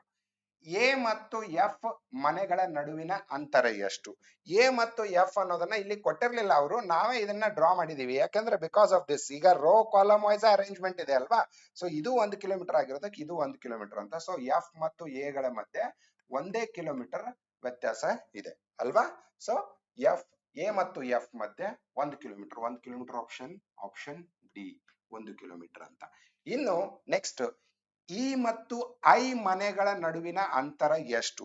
E ಮತ್ತು ಐ ಎಲ್ಲಿದೆ ನೋಡಿ? ಐ ಇಲ್ಲಿದೆ, ಇಲ್ಲಿ ಇ ಇದೆ. ಸೊ ಇದು ಕೂಡ 1 ಕಿಲೋಮೀಟರ್, ಕರೆಕ್ಟ್ ಅಲ್ವಾ. ಸೊ ಇದನ್ನ ನಾವು ಇದ್ರ ಮುಖಾಂತರ ಮಾಡಿದೀವಿ ನಾವು, ಇದಕ್ಕೆ ಪ್ಯಾರಲಲ್ ಆಗಿರೋದ್ರಿಂದ 1 ಕಿಲೋಮೀಟರ್. ಆ ಆನ್ಸರ್ ಕೂಡ 1 ಕಿಲೋಮೀಟರ್ ಅಂತ. ಸೊ ನೀವು ಒಂದ್ಸರಿ ಡ್ರಾ ಮಾಡಿದ್ರಿ ಅಂತ ತಿಳ್ಕೊಳ್ಳಿ ಕರೆಕ್ಟ್ ಆಗಿ, ಆನ್ಸರ್ ಫೈಂಡ್ ಔಟ್ ಮಾಡೋದು ಏನು ದೊಡ್ಡ ಕಷ್ಟದ ಕೆಲಸ ಅಲ್ಲ. ಅರ್ಥ ಆಯ್ತಲ್ವಾ? ಓಕೆ, ಸೊ ಇದೇ ತರ ಈ ಡೈಗ್ರಾಮ್ ಅಲ್ಲಿ ನಿಮ್ಗೆ ಎಷ್ಟಾದ್ರೂ ಪ್ರಶ್ನೆಗಳನ್ನ ಹುಟ್ಟಾಕ್ಬಹುದು ಅವರು. ಇದೇ ತರದ್ ಇನ್ನೊಂದು ಪ್ರಶ್ನೆ ನೋಡೋಣ. ಅದರಲ್ಲಿ ಒಂದ್ ಸ್ವಲ್ಪ ಪ್ರಶ್ನೆಗಳು ಡಿಫ್ರೆಂಟ್ ಆಗಿದಾವೆ. ಓಕೆನಾ? ಸೊ ನೆಕ್ಸ್ಟ್ ಇದೇ ತರದ್ ಇನ್ನೊಂದು ಪ್ರಶ್ನೆ, ಮತ್ತೆ ಮಲ್ಟಿಪಲ್ ಕ್ವಶನ್ಸ್ ಇರ್ತವೆ ಒಂದು ಪ್ರಾಬ್ಲಮ್ ಮೇಲೆ. ಓಕೆ, ಇಲ್ಲಿ A B C D E F ಮತ್ತು ಜಿ ಎಂಬ 7 ಊರುಗಳಿವೆ. ಓಕೆ, ಇದು ನಗರಗಳ ಹೆಸರು, ಊರುಗಳಂತ ಕೊಟ್ಟಿದ್ದಾರೆ 7 ಊರುಗಳು. ಅಲ್ಲಿ ಮನೆಗಳು ಅಂತ ಕೊಟ್ಟಿದ್ರು 9 ಮನೆಗಳು, ಇಲ್ಲಿ 7 ಊರುಗಳು. ಈ ನಗರವು ಬಿ ನಗರದ ಪಶ್ಚಿಮಕ್ಕೆ 2 ಕಿಲೋಮೀಟರ್ ಅಂತರದಲ್ಲಿದೆ. ಮತ್ತೆ ಅದೇ ತರ ಡ್ರಾ ಮಾಡ್ತಾ ಹೋಗ್ಬಿಡೋಣ, ಒಂದೊಂದೇ ಡೈರೆಕ್ಷನ್ಸ್. ಯಾವ್ದಾದ್ರು ಇನ್ಸ್ಟ್ರಕ್ಷನ್ ನಿಮಗೆ ಅರ್ಥ ಆಗ್ಲಿಲ್ಲ ಅಂದ್ರೆ ಅದನ್ನ ಪೆಂಡಿಂಗ್ ಬಿಡೋಣ. ಓಕೆನಾ? ಸೊ ಈ ನಗರವು ಬಿ ನಗರದ ಪಶ್ಚಿಮಕ್ಕೆ 2 ಕಿಲೋಮೀಟರ್ ಅಂತರದಲ್ಲಿದೆ. ಸೊ ಈ ಪಶ್ಚಿಮಕ್ಕೆ ಬರಿಬೇಕು, ಬಿ ನ ಪೂರ್ವಕ್ಕೆ ಬರಿಬೇಕು, ಕರೆಕ್ಟಾ? ಸೊ ಇ ಅನ್ನೋದನ್ನ ನಾನು ಇಲ್ಲಿ ಬರಿತೀನಿ. ಇ ಅನ್ನೋದು ಇಲ್ಲಿದೆ, ಮತ್ತೆ ಬಿ ಅನ್ನೋದು 2 ಕಿಲೋಮೀಟರ್ ದೂರದಲ್ಲಿ ಪೂರ್ವದಲ್ಲಿದೆ. ಸೊ ಈ ಬಿ ಯ ಪಶ್ಚಿಮಕ್ಕೆ 2 ಕಿಲೋಮೀಟರ್ ದೂರದಲ್ಲಿದೆ ಅಂತ, ಕರೆಕ್ಟಾ? 2 ಕಿಲೋಮೀಟರ್. Okay, done. ಇನ್ ನೆಕ್ಸ್ಟ್, ಎಫ್ ನಗರವು ಎ ನಗರದ ಉತ್ತರಕ್ಕೆ 2 ಕಿಲೋಮೀಟರ್ ಅಂತರದಲ್ಲಿದೆ. ಸೊ ನನಗೀಗ ಎಫ್ ಮತ್ತೆ ಎ ಇರೋ 2 ಸಿಟಿಗಳು ಏನಿದಾವೆ ಇಲ್ಲಿ, ಇ ಮತ್ತೆ ಬಿ ಅಂತ ಇದಾವೆ. ಸೊ ಎ ಅನ್ನೋದು ಎಲ್ಲಿ ಕನೆಕ್ಟ್ ಆಗುತ್ತೆ ಅಂತ ನನಗೆ ಇನ್ನೂ ಗೊತ್ತಿಲ್ಲ. ಹಂಗಾಗಿ ಎ ಮತ್ತು ಎಫ್ ಈ 2 ಇನ್ಫಾರ್ಮೇಶನ್ ನಾನು ಹಂಗೆ ಬಿಡ್ತೀನಿ. ನೆಕ್ಸ್ಟ್ ಬರೋದು, ಸಿ ನಗರವು ಎ ನಗರದ ಪಶ್ಚಿಮಕ್ಕೆ 1 ಕಿಲೋಮೀಟರ್ ಅಂತರದಲ್ಲಿದೆ. ಮತ್ತೆ ಎ ಮತ್ತು ಸಿ ಅಂತ ಹೇಳ್ತಿದ್ದಾರೆ, ಸಿ ಮತ್ತೆ ಇಲ್ಲ ಇಲ್ಲಿ. ಸೊ ಲೀವ್ ದಾಟ್ ಆಲ್ಸೋ, ಅದನ್ನು ಬಿಟ್ಟು ಹಾಕಿ, ಇಲ್ಲಿವರೆಗೂ ಬನ್ನಿ. ಇನ್ ನೆಕ್ಸ್ಟ್, ಡಿ ನಗರವು ಜಿ ನಗರದ ದಕ್ಷಿಣಕ್ಕೆ 2 ಕಿಲೋಮೀಟರ್ ಅಂತರದಲ್ಲಿದೆ. ಮತ್ತು 2 ಇನ್ಫಾರ್ಮೇಶನ್ ಯಾವ ಕೊಟ್ಟರು? ಡಿ ಮತ್ತು ಜಿ ಇನ್ನೂ ಕನೆಕ್ಟ್ ಆಗ್ಲೇ ಇಲ್ಲ ನಾವು. ಓಕೆ, ಇಲ್ಲಿ ಕೊನೆಗೆ ಇಲ್ಲಿಗೆ ಬರೋಣ. ಜಿ ನಗರವು ಸಿ ನಗರದ ಪೂರ್ವಕ್ಕೆ 2 ಕಿಲೋಮೀಟರ್ ಅಂತರದಲ್ಲಿದೆ. C and G. Okay, again ನೋಡಿ, ಇಲ್ಲಿವರೆಗೂ ನಮಗೆ ಕನೆಕ್ಟೆಡ್ ಇನ್ಫಾರ್ಮೇಶನ್ ಕೊಡ್ತಾ ಇಲ್ಲ ಅವರು. ಓಕೆ, ಈಗ ಇಲ್ಲಿಗೆ ಬರೋಣ. ಡಿ ನಗರವು ಬಿ ಮತ್ತು ಇ ನಗರಗಳ ಮಧ್ಯದಲ್ಲಿದೆ. ಈಗ ಒಂದು ಇನ್ಫಾರ್ಮೇಶನ್ ನಮಗೆ ಕನೆಕ್ಟೆಡ್ ಸಿಕ್ತು. ಏನದು? ಡಿ ಅನ್ನೋ ನಗರ ಏನಿದೆ ಅದು ಬಿ ಮತ್ತು ಇ ನಗರಗಳ ಮಧ್ಯದಲ್ಲಿದೆ. ಇದೆ ಬಿ ಮತ್ತು ಇ, ಇದರ ಮಧ್ಯದಲ್ಲಿ ಡಿ ಇದೆ ಅಂತ ಹೇಳ್ತಿದ್ದಾರೆ. ಹಂಗಾದ್ರೆ 1 ಕಿಲೋಮೀಟರ್ ಮಧ್ಯ ಇದನ್ನ ಸೇರಿಸಬಹುದು. ಇಲ್ಲಿ ಡಿ ಅನ್ನೋದು ಇದು 1 ಕಿಲೋಮೀಟರ್, ಇದು 1 ಕಿಲೋಮೀಟರ್, ಕರೆಕ್ಟಾ? ಸೊ 2 ಇನ್ಫಾರ್ಮೇಶನ್ ಆಯ್ತು. ಈಗ ಡಿ ಗೆ ಕನೆಕ್ಟೆಡ್ ಯಾವ್ದಾದ್ರು ಇದ್ರೆ ಅದನ್ನ ನೋಡ್ಕೊಂಡು ಮೊದಲು ಡ್ರಾ ಮಾಡ್ಬಿಡೋಣ. ಓಕೆ, ಡಿ ಅಂತ ಒಂದು ಎಕ್ಸ್ಟ್ರಾ ಸಿಕ್ತಲ್ವಾ ನಮ್ಗೆ. ಸೊ ಇಲ್ಲಿದೆ ನಿಮ್ಗೆ ಏನದು? ಡಿ ನಗರವು ಜಿ ನಗರದ ದಕ್ಷಿಣಕ್ಕೆ 2 ಕಿಲೋಮೀಟರ್ ಅಂತರದಲ್ಲಿದೆ. ದಕ್ಷಿಣ ಅಂದ್ರೆ ಕೆಳಗಡೆ ಅಲ್ವಾ. ಸೊ ಡಿ ನಗರ ಜಿ ನಗರದ ದಕ್ಷಿಣಕ್ಕೆ, ಅಂದ್ರೆ ಜಿ ಅನ್ನೋದು ಮೇಲ್ಗಡೆ ಬರುತ್ತೆ ಅಂತ ಅರ್ಥ. ಜಿ ಅನ್ನೋದನ್ನ ಇಲ್ಲಿ ಬರೆದು ನಾನು 2 ಕಿಲೋಮೀಟರ್ ವ್ಯತ್ಯಾಸ ಬರಿತೀನಿ. ಓಕೆ, ಜಿ ಅನ್ನೋದನ್ನ ಕರೆಕ್ಟ್ ಆಗಿ ಬರ್ಕೊಳ್ಳಿ. This is G and D ದಕ್ಷಿಣಕ್ಕೆ 2 ಕಿಲೋಮೀಟರ್ ಅಂತರದಲ್ಲಿದೆ. ಓಕೆ, ಎರಡನೇ ಈ ಇನ್ಫಾರ್ಮೇಶನ್ ಆಯ್ತು. ಇನ್ನು ಅದೇ ತರ ಜಿ ಗೆ ಕನೆಕ್ಟೆಡ್ ಇನ್ನೊಂದು ಇನ್ಫಾರ್ಮೇಶನ್ ಇದೆ ಇಲ್ಲಿ. ಜಿ ನಗರವು ಸಿ ನಗರದ ಪೂರ್ವಕ್ಕೆ 2 ಕಿಲೋಮೀಟರ್ ಅಂತರದಲ್ಲಿ, ಪೂರ್ವ ಅಂದ್ರೆ ಇದು ರೈಟ್ ಸೈಡ್ ಅಲ್ಲಿ ಇರುತ್ತೆ, ಮತ್ತೆ ಸಿ ಅನ್ನೋದು ಈ ಕಡೆ ಬರುತ್ತೆ. ಸೊ ಇದು 1 ಕಿಲೋಮೀಟರ್ ಇಲ್ಲಿದೆ, ಇಲ್ಲಿ ನಾನು ಇಲ್ಲಿ ಬರೀಬೇಕು ಅದನ್ನ, ಸಿ ಅನ್ನೋದನ್ನ. ಕರೆಕ್ಟಾ? ಸಿ ಅನ್ನೋದು ಜಿ ನಗರದ ಜಿ ನಗರವು ಸಿ ನಗರದ ಪೂರ್ವಕ್ಕೆ 2 ಕಿಲೋಮೀಟರ್ ದೂರದಲ್ಲಿದೆ. ಅರ್ಥ ಆಯ್ತಲ್ವಾ? ಸೊ ಇದು ಕಂಪ್ಲೀಟ್ ಆಯ್ತು. ಇನ್ನು ಮತ್ತೆ ಯಾವ್ಯಾವ ಪೆಂಡಿಂಗ್ ಇದಾವೆ ಅಂತ ನೋಡಿ. ಸಿ ನಗರವು ಎ ನಗರದ ಪಶ್ಚಿಮಕ್ಕೆ 1 ಕಿಲೋಮೀಟರ್ ಅಂತರದಲ್ಲಿದೆ. ನೋಡಿ ಇಲ್ಲಿ, ನೋಡಿ ಇಲ್ಲಿ ಕೇಳಿ ನೀವು, ಸಿ ನಗರ ಎ ನಗರದ ಪಶ್ಚಿಮಕ್ಕೆ. ಸೊ ಈ ಸಿ ಅನ್ನೋದು ಏನಿದೆ, ಇದು ಎ ನಗರದ ಪಶ್ಚಿಮಕ್ಕೆ ಬರುತ್ತೆ ಅಂದ್ರೆ ಎ ಪೂರ್ವಕ್ಕೆ ಬರುತ್ತೆ ಅಂತ. ಸೊ ಇಲ್ಲಿ ಇನ್ನೊಂದು ಬರುತ್ತೆ ಅಂತ ಅರ್ಥ, ಅದು ಎ ಅಂತ. ಇದು 1 ಕಿಲೋಮೀಟರ್, ಇದು 1 ಕಿಲೋಮೀಟರ್. ಯಾಕಂದ್ರೆ ಸಿ ಮತ್ತೆ ಜಿ ಮಧ್ಯೆ 2 ಕಿಲೋಮೀಟರ್ ಅಂತ ಇಲ್ಲಿ ಕೊಟ್ಟಿದ್ದಾರೆ ನಮ್ಗೆ. ಅರ್ಥ ಆಯ್ತಲ್ವಾ? ಓಕೆ. ಸೊ ಯಾವ್ದು ಕಂಪ್ಲೀಟ್ ಆಯ್ತು ಈಗ? ಸಿ ನಗರವು ಎ ನಗರದ ಪಶ್ಚಿಮಕ್ಕೆ 1 ಕಿಲೋಮೀಟರ್ ಅಂತರದಲ್ಲಿದೆ ಅಂತ. ಸೊ ಕೊನೆಗೆ ಉಳ್ಕೊಂಡಿರೋದು ಯಾವ್ದೀಗ? ಎಫ್ ನಗರವು ಎ ನಗರದ ಉತ್ತರಕ್ಕೆ 2 ಕಿಲೋಮೀಟರ್ ಅಂತರದಲ್ಲಿದೆ. ಉತ್ತರ ಅಂದ್ರೆ ಮೇಲಕ್ಕೆ ಹೋಗ್ಬೇಕು ಮತ್ತೆ ನಾವು, ಅಲ್ವಾ? ಎಫ್ ನಗರವು ಎ ನಗರದ ಉತ್ತರಕ್ಕೆ, ಇಲ್ಲಿ ಎಫ್ ಬರುತ್ತೆ, ಇಲ್ಲಿ ಎಫ್ ಅನ್ನೋದು ಇದು 2 ಕಿಲೋಮೀಟರ್ ಅಂತ. ಓಕೆ, ಅಷ್ಟು ನೀಟಾಗಿ ಡ್ರಾ ಆಗ್ಲಿಲ್ಲ ಇದು. ಓಕೆ, ಯಾಕಂದ್ರೆ ಈ ಡಿಸ್ಟೆನ್ಸ್ ಇದು 1 ಕಿಲೋಮೀಟರ್ ಅಂದ್ರೆ ಇದನ್ನ 2 ಕಿಲೋಮೀಟರ್ ಅಂತ ತೋರ್ಸಕ್ ಬರಲ್ಲ ನಿಮ್ಗೆ. ಅಪ್ರಾಕ್ಸಿಮೇಟ್ಲಿ ಇದು 2 ಕಿಲೋಮೀಟರ್ ಅಂತ. But this is what the diagram is ಅಂತ. ಅರ್ಥ ಆಯ್ತಲ್ವಾ? ಸೊ ಇದು ಕಂಪ್ಲೀಟ್ ಆಯ್ತಾ ನಮ್ಗೆ? ಇದು ಕಂಪ್ಲೀಟ್ ಆಯ್ತಾ? ಯಾವುದು? ಎಫ್ ನಗರವು ಎ ನಗರದ ಉತ್ತರಕ್ಕೆ 2 ಕಿಲೋಮೀಟರ್ ಅಂತರದಲ್ಲಿ. ಸೊ ಇವೆರಡು ಡಿಸ್ಟೆನ್ಸ್, ಈ ಎರಡು ಡಿಸ್ಟೆನ್ಸ್ ಕೂಡ ನಮಗೆ 2 ಕಿಲೋಮೀಟರ್ ಅಂತಾನೆ ಆಗುತ್ತೆ, ಪ್ಯಾರಲಲ್ ಟು ದಿಸ್ ಅಂತ. ಓಕೆ, ಸೊ ಇಷ್ಟು ಡೈಗ್ರಾಮ್ ಆಯ್ತು. ಇದನ್ನ ಇಟ್ಕೊಂಡು ನಾವು ಈಗ ನೆಕ್ಸ್ಟ್ ಪ್ರಶ್ನೆಗಳಿಗೆ ಆನ್ಸರ್ ನೋಡ್ತಾ ಹೋಗೋಣ. ಎ ನಗರವು ಯಾವ 2 ನಗರಗಳ ಮಧ್ಯದಲ್ಲಿದೆ? ಎ ಅನ್ನೋದು ಯಾವ 2 ನಗರಗಳ ಮಧ್ಯದಲ್ಲಿದೆ? ಎ ಅನ್ನೋದು ಸಿ ಮತ್ತು ಜಿ ಈ ಎರಡರ ಮಧ್ಯದಲ್ಲಿದೆ ಅಂತ ಹೇಳ್ಬಹುದು. ಅಥವಾ ಎ ಅನ್ನೋದು ಎಫ್ ಮತ್ತು ಇ ಮಧ್ಯದಲ್ಲಿದೆ ಅಂತಾನು ಹೇಳ್ಬಹುದು. ಯಾಕಂದ್ರೆ ಈ ಕಡೆ ಇದು 2 ಕಿಲೋಮೀಟರ್ ಇದೆ, ಇದು 2 ಕಿಲೋಮೀಟರ್ ಇದೆ. ಎಫ್ ಇ ಅಂತ ಹೇಳ್ಬೋದು, ಅಥವಾ ಸಿ ಜಿ ಅಂತ ಹೇಳ್ಬೋದು. ಯಾವ ಆಪ್ಷನ್ ಇದೆ ಅಂತ ನೋಡಿ, ಆ ಎರಡರಲ್ಲಿ ಒಂದು ಆಪ್ಷನ್ ನ ನೀವು ಡ್ರಾ ಮಾಡಬಹುದು. ಓಕೆನಾ? ಆನ್ಸರ್ ಅಂತ ಹೇಳ್ಬಹುದು. ಓಕೆ, ಎಫ್ ಇ ಅಂತ ಇಲ್ಲ ಇಲ್ಲಿ. ಸೊ ಹಂಗಾಗಿ ಆಪ್ಷನ್ ಅವೈಲೇಬಲ್ ಈಸ್ ಜಿ ಮತ್ತು ಸಿ. ಓಕೆ, ಎಫ್ ಇ ಅಂತ ಕೊಟ್ಟಿದ್ರೆ ಅದು ಕೂಡ ಪಾಸಿಬಲ್ ಇದೆ. ಯಾಕಂದ್ರೆ ಎಫ್ ಮತ್ತೆ ಇಗೂ ಕೂಡ 2 ಕಿಲೋಮೀಟರ್ ದೂರದಲ್ಲಿ ಎ ಇದೆ. ಅರ್ಥ ಆಯ್ತಾ? ಓಕೆ, ನೆಕ್ಸ್ಟ್ ಪ್ರಶ್ನೆ ಯಾವುದು? ಯಾವ 2 ನಗರಗಳ ಪರಸ್ಪರ ಅಂತರ ಅತಿ ಹೆಚ್ಚು? ಇದು ಸ್ವಲ್ಪ ಇಂಡೈರೆಕ್ಟ್ ಪ್ರಶ್ನೆ ನಮಗೆ. ಈ ಕೊಟ್ಟಿರೋ ಆಪ್ಷನ್ಸ್ ಅಲ್ಲಿ ಯಾವುದು ಹೈಯೆಸ್ಟ್ ಡಿಸ್ಟೆನ್ಸ್ ಇದೆ ಅನ್ನೋದನ್ನ ಫೈಂಡ್ ಔಟ್ ಮಾಡ್ಕೋಬೇಕು ನಾವು. ಓಕೆ, ಡಿ ಮತ್ತು ಸಿ ಅನ್ನೋದ್ರ ಮಧ್ಯೆ ಎಷ್ಟಿದೆ ಅಂತ ನೋಡಿ ಮೊದಲು. ಡಿ ಮತ್ತು ಸಿ ಎಲ್ಲಿದೆ? ಡಿ ಇದು ಡಿ. ಡಿ ಮತ್ತು ಸಿ ಅಂದ್ರೆ ನೀವು ಡಿಸ್ಟೆನ್ಸ್ ನ ನೀವು ಪೈಥಾಗೋರಸ್ ಥಿಯರಂ ಪ್ರಕಾರನೇ ಫೈಂಡ್ ಔಟ್ ಮಾಡ್ಬೇಕು ಇಲ್ಲಿ. ಕರೆಕ್ಟ್ ಅಲ್ವಾ? ಸೊ ಇದನ್ನ ನೀವು ಈ ತರ ಒಂದು ಟ್ರ್ಯಾಂಗಲ್ ಅಂದ್ಕೊಂಡ್ರೆ ನೋಡಿ, ಇದು 90 ಡಿಗ್ರಿ ಅಂತ ಅಂದ್ಕೊಂಡ್ರೆ, ಈಗ ಡಿ ಇಂದ ಸಿ ಗೆ ಯಾವ ತರ ಕಂಡುಹಿಡಿಬೇಕು ಅದನ್ನ, ಆ ಡಿಸ್ಟೆನ್ಸ್ ಯಾವ ತರ ಕಂಡುಹಿಡಿಬೇಕು ಅಂದ್ರೆ ನೋಡಿ, ಇಲ್ಲಿ ಒಂದಿದೆ, ಇಲ್ಲಿ ಒಂದಿದೆ, ಇದು 2 ಇದೆ. ಸೊ ಇದರ ಅರ್ಥ ಏನ್ ಹೇಳಿ? 2 ಸ್ಕ್ವೇರ್ ಪ್ಲಸ್ 2 ಸ್ಕ್ವೇರ್ ಅಂತ. So 4 plus 4. ಸೊ ಸಿ ಮತ್ತು ಡಿ ದ ಮಧ್ಯೆ ಇರೋ ಡಿಸ್ಟೆನ್ಸ್ ಎಷ್ಟಾಗುತ್ತೆ ಅಂದ್ರೆ ಸ್ಕ್ವೇರ್ ರೂಟ್ ಆಫ್ 8 ಆಗುತ್ತೆ. ಕರೆಕ್ಟ್ ಅಲ್ವಾ? ಯಾಕೆಂದ್ರೆ ನೋಡಿ, ಇಲ್ಲಿ ನಾನು ಲಾಸ್ಟ್ ಸೆಷನ್ ಅಲ್ಲಿ ಮಾಡಿದೀವಿ ನಾವು, ಸಿ ಮತ್ತೆ ಡಿ ದ ವ್ಯತ್ಯಾಸ, ಅದರ ಡಿಸ್ಟೆನ್ಸ್ ಕಂಡುಹಿಡಿಬೇಕು ಅಂತಂದ್ರೆ ನಾವು ಇದನ್ನ ಓ ಅಂತ ಅಂದ್ಕೊಂಡ್ರೆ ಇದ್ರ ಸ್ಕ್ವೇರ್ ಪ್ಲಸ್ ಇದ್ರ ಸ್ಕ್ವೇರ್ ಮಾಡ್ತೀವಿ. 2 ಸ್ಕ್ವೇರ್ ಪ್ಲಸ್ 2 ಸ್ಕ್ವೇರ್ 4 ಪ್ಲಸ್ 4 ಆಗುತ್ತೆ. ಸೊ ಸ್ಕ್ವೇರ್ ರೂಟ್ ಆಫ್ 8 ಆಯ್ತು. ಯಾವ್ದಿದು? ಯಾವ ಆಪ್ಷನ್ ಇದು? ಸಿ ಮತ್ತು ಡಿ. ಈಗ ಅದೇ ತರ ಎಫ್ ಮತ್ತು ಜಿ ಅಂತ ನೋಡೋಣ. F G. Okay, F G ಇದರಲ್ಲಿ ಯಾವ್ದು ಹೈಯೆಸ್ಟ್ ಅಂತ ಕೇಳ್ತಿದಾರೆ ಅವರು. ಸೊ ಎಲ್ಲಾನು ಫೈಂಡ್ ಔಟ್ ಮಾಡ್ಬೇಕಲ್ವಾ ನಾವು. ಎಫ್ ಎಲ್ಲಿದೆ? ಇಲ್ಲಿದೆ ಎಫ್. ಎಫ್ ಮತ್ತೆ ಜಿ. ಸೊ ಈ ಡಿಸ್ಟೆನ್ಸ್ ಮತ್ತೆ ನಮಗೆ ಅದು ಕೂಡ ಇಲ್ಲಿ ಟ್ರ್ಯಾಂಗಲ್ ಆಗುತ್ತೆ. ಅದು 2 ಸ್ಕ್ವೇರ್ 4 ಪ್ಲಸ್ 1 ಅಂದ್ರೆ ಸ್ಕ್ವೇರ್ ರೂಟ್ ಆಫ್ 5 ಆಗುತ್ತೆ. ಅದು ಮತ್ತೆ ಟ್ರ್ಯಾಂಗಲ್ ರೂಪದಲ್ಲೇ ನೋಡ್ಬೇಕು ನೀವು ಇದನ್ನ. ಓಕೆ, ಡಿಸ್ಟೆನ್ಸ್ ಇದನ್ನ ಕಂಡುಹಿಡಿಬೇಕು ಅಂದ್ರೆ 2 ಸ್ಕ್ವೇರ್ ಪ್ಲಸ್ 1 ಸ್ಕ್ವೇರ್ ಅದರ square root. So 4 plus 1 square root of 5 ಆಯ್ತದು. ಓಕೆ, ಇನ್ನು ಅದೇ ತರ ಎಫ್ ಮತ್ತು ಬಿ. ಎಫ್ ಮತ್ತು ಬಿ ಎಲ್ಲಿ ಬರುತ್ತೆ ನೋಡಿ, ಇದು ಎಫ್ ಇದೆ, ಇದು ಬಿ ಇದೆ. ಸೊ ಈ ಡಿಸ್ಟೆನ್ಸ್ ನ ನೋಡ್ಬೇಕು. ಇವಾಗ ಇದು ಟ್ರ್ಯಾಂಗಲ್ ಆಗುತ್ತೆ. ಸೊ ಟ್ರ್ಯಾಂಗಲ್ ಅಲ್ಲಿ ಇದು 2, ಇದು 2 ಅಂದ್ರೆ ಈ ಕಡೆ 4 ಆಯ್ತು, ಈ ಕಡೆ 1 1 2 ಆಯ್ತು. So 4 square plus 2 square, 4 square 16 ಮತ್ತೆ 2 ಸ್ಕ್ವೇರ್ 4. ಹಾಗಾದ್ರೆ ಎಫ್ ಇಂದ ಬಿ ಗೆ ಎಷ್ಟಾಗತ್ತೆ ವ್ಯತ್ಯಾಸ? ಎಫ್ ಮತ್ತು ಬಿ ವ್ಯತ್ಯಾಸ ಸ್ಕ್ವೇರ್ ರೂಟ್ ಆಫ್ 20 ಆಗುತ್ತೆ ಅಲ್ವಾ? 4 ಸ್ಕ್ವೇರ್ 16 ಪ್ಲಸ್ 2 ಸ್ಕ್ವೇರ್ ಅದು 4. So square root of 20 is distance between F and B. ಇದನ್ನ ಟ್ರಯಾಂಗಲ್ ಅಂತ ತಿಳ್ಕೊತಾ ಇದೀನಿ ನಾನು, ಅರ್ಥ ಮಾಡ್ಕೊಳ್ಳಿ. ಓಕೆನಾ? ಸೊ ಲಾಸ್ಟ್ ಆಪ್ಷನ್ ಯಾವುದು? ಜಿ ಮತ್ತು ಇ. ಜಿ ಮತ್ತು ಇ. ಜಿ ಎಲ್ಲಿದೆ? ಇಲ್ಲಿದೆ. ಜಿ ಮತ್ತು ಇ, ಈ ಎರಡರ ವ್ಯತ್ಯಾಸನ ನೀವು ಡಿಸ್ಟೆನ್ಸ್ ನ ನೀವು ಈ ಕಡೆಯಿಂದ ಇದನ್ನ ಈ ಟ್ರಯಾಂಗಲ್ ಅಂದ್ಕೊಳ್ಳಿ. 2 ಸ್ಕ್ವೇರ್ ಪ್ಲಸ್ 1 ಸ್ಕ್ವೇರ್ ಅಂದ್ರೆ ಸ್ಕ್ವೇರ್ ರೂಟ್ ಆಫ್ 5 ಅಂತಾನೆ ಅರ್ಥ. ಅದು ಎಕ್ಸಾಕ್ಟ್ಲಿ ಇದು ನೋಡಿ, ಡಿ ಮತ್ತೆ ಇ, ಇದು 2 ಇದು 1. ಅರ್ಥ ಆಯ್ತಲ್ವಾ ನಿಮಗೆ? ಸೊ ಡಿ ಎಷ್ಟಾಗುತ್ತೆ? ಸ್ಕ್ವೇರ್ ರೂಟ್ ಆಫ್ 5 ಆಗುತ್ತೆ. D is square root of 5.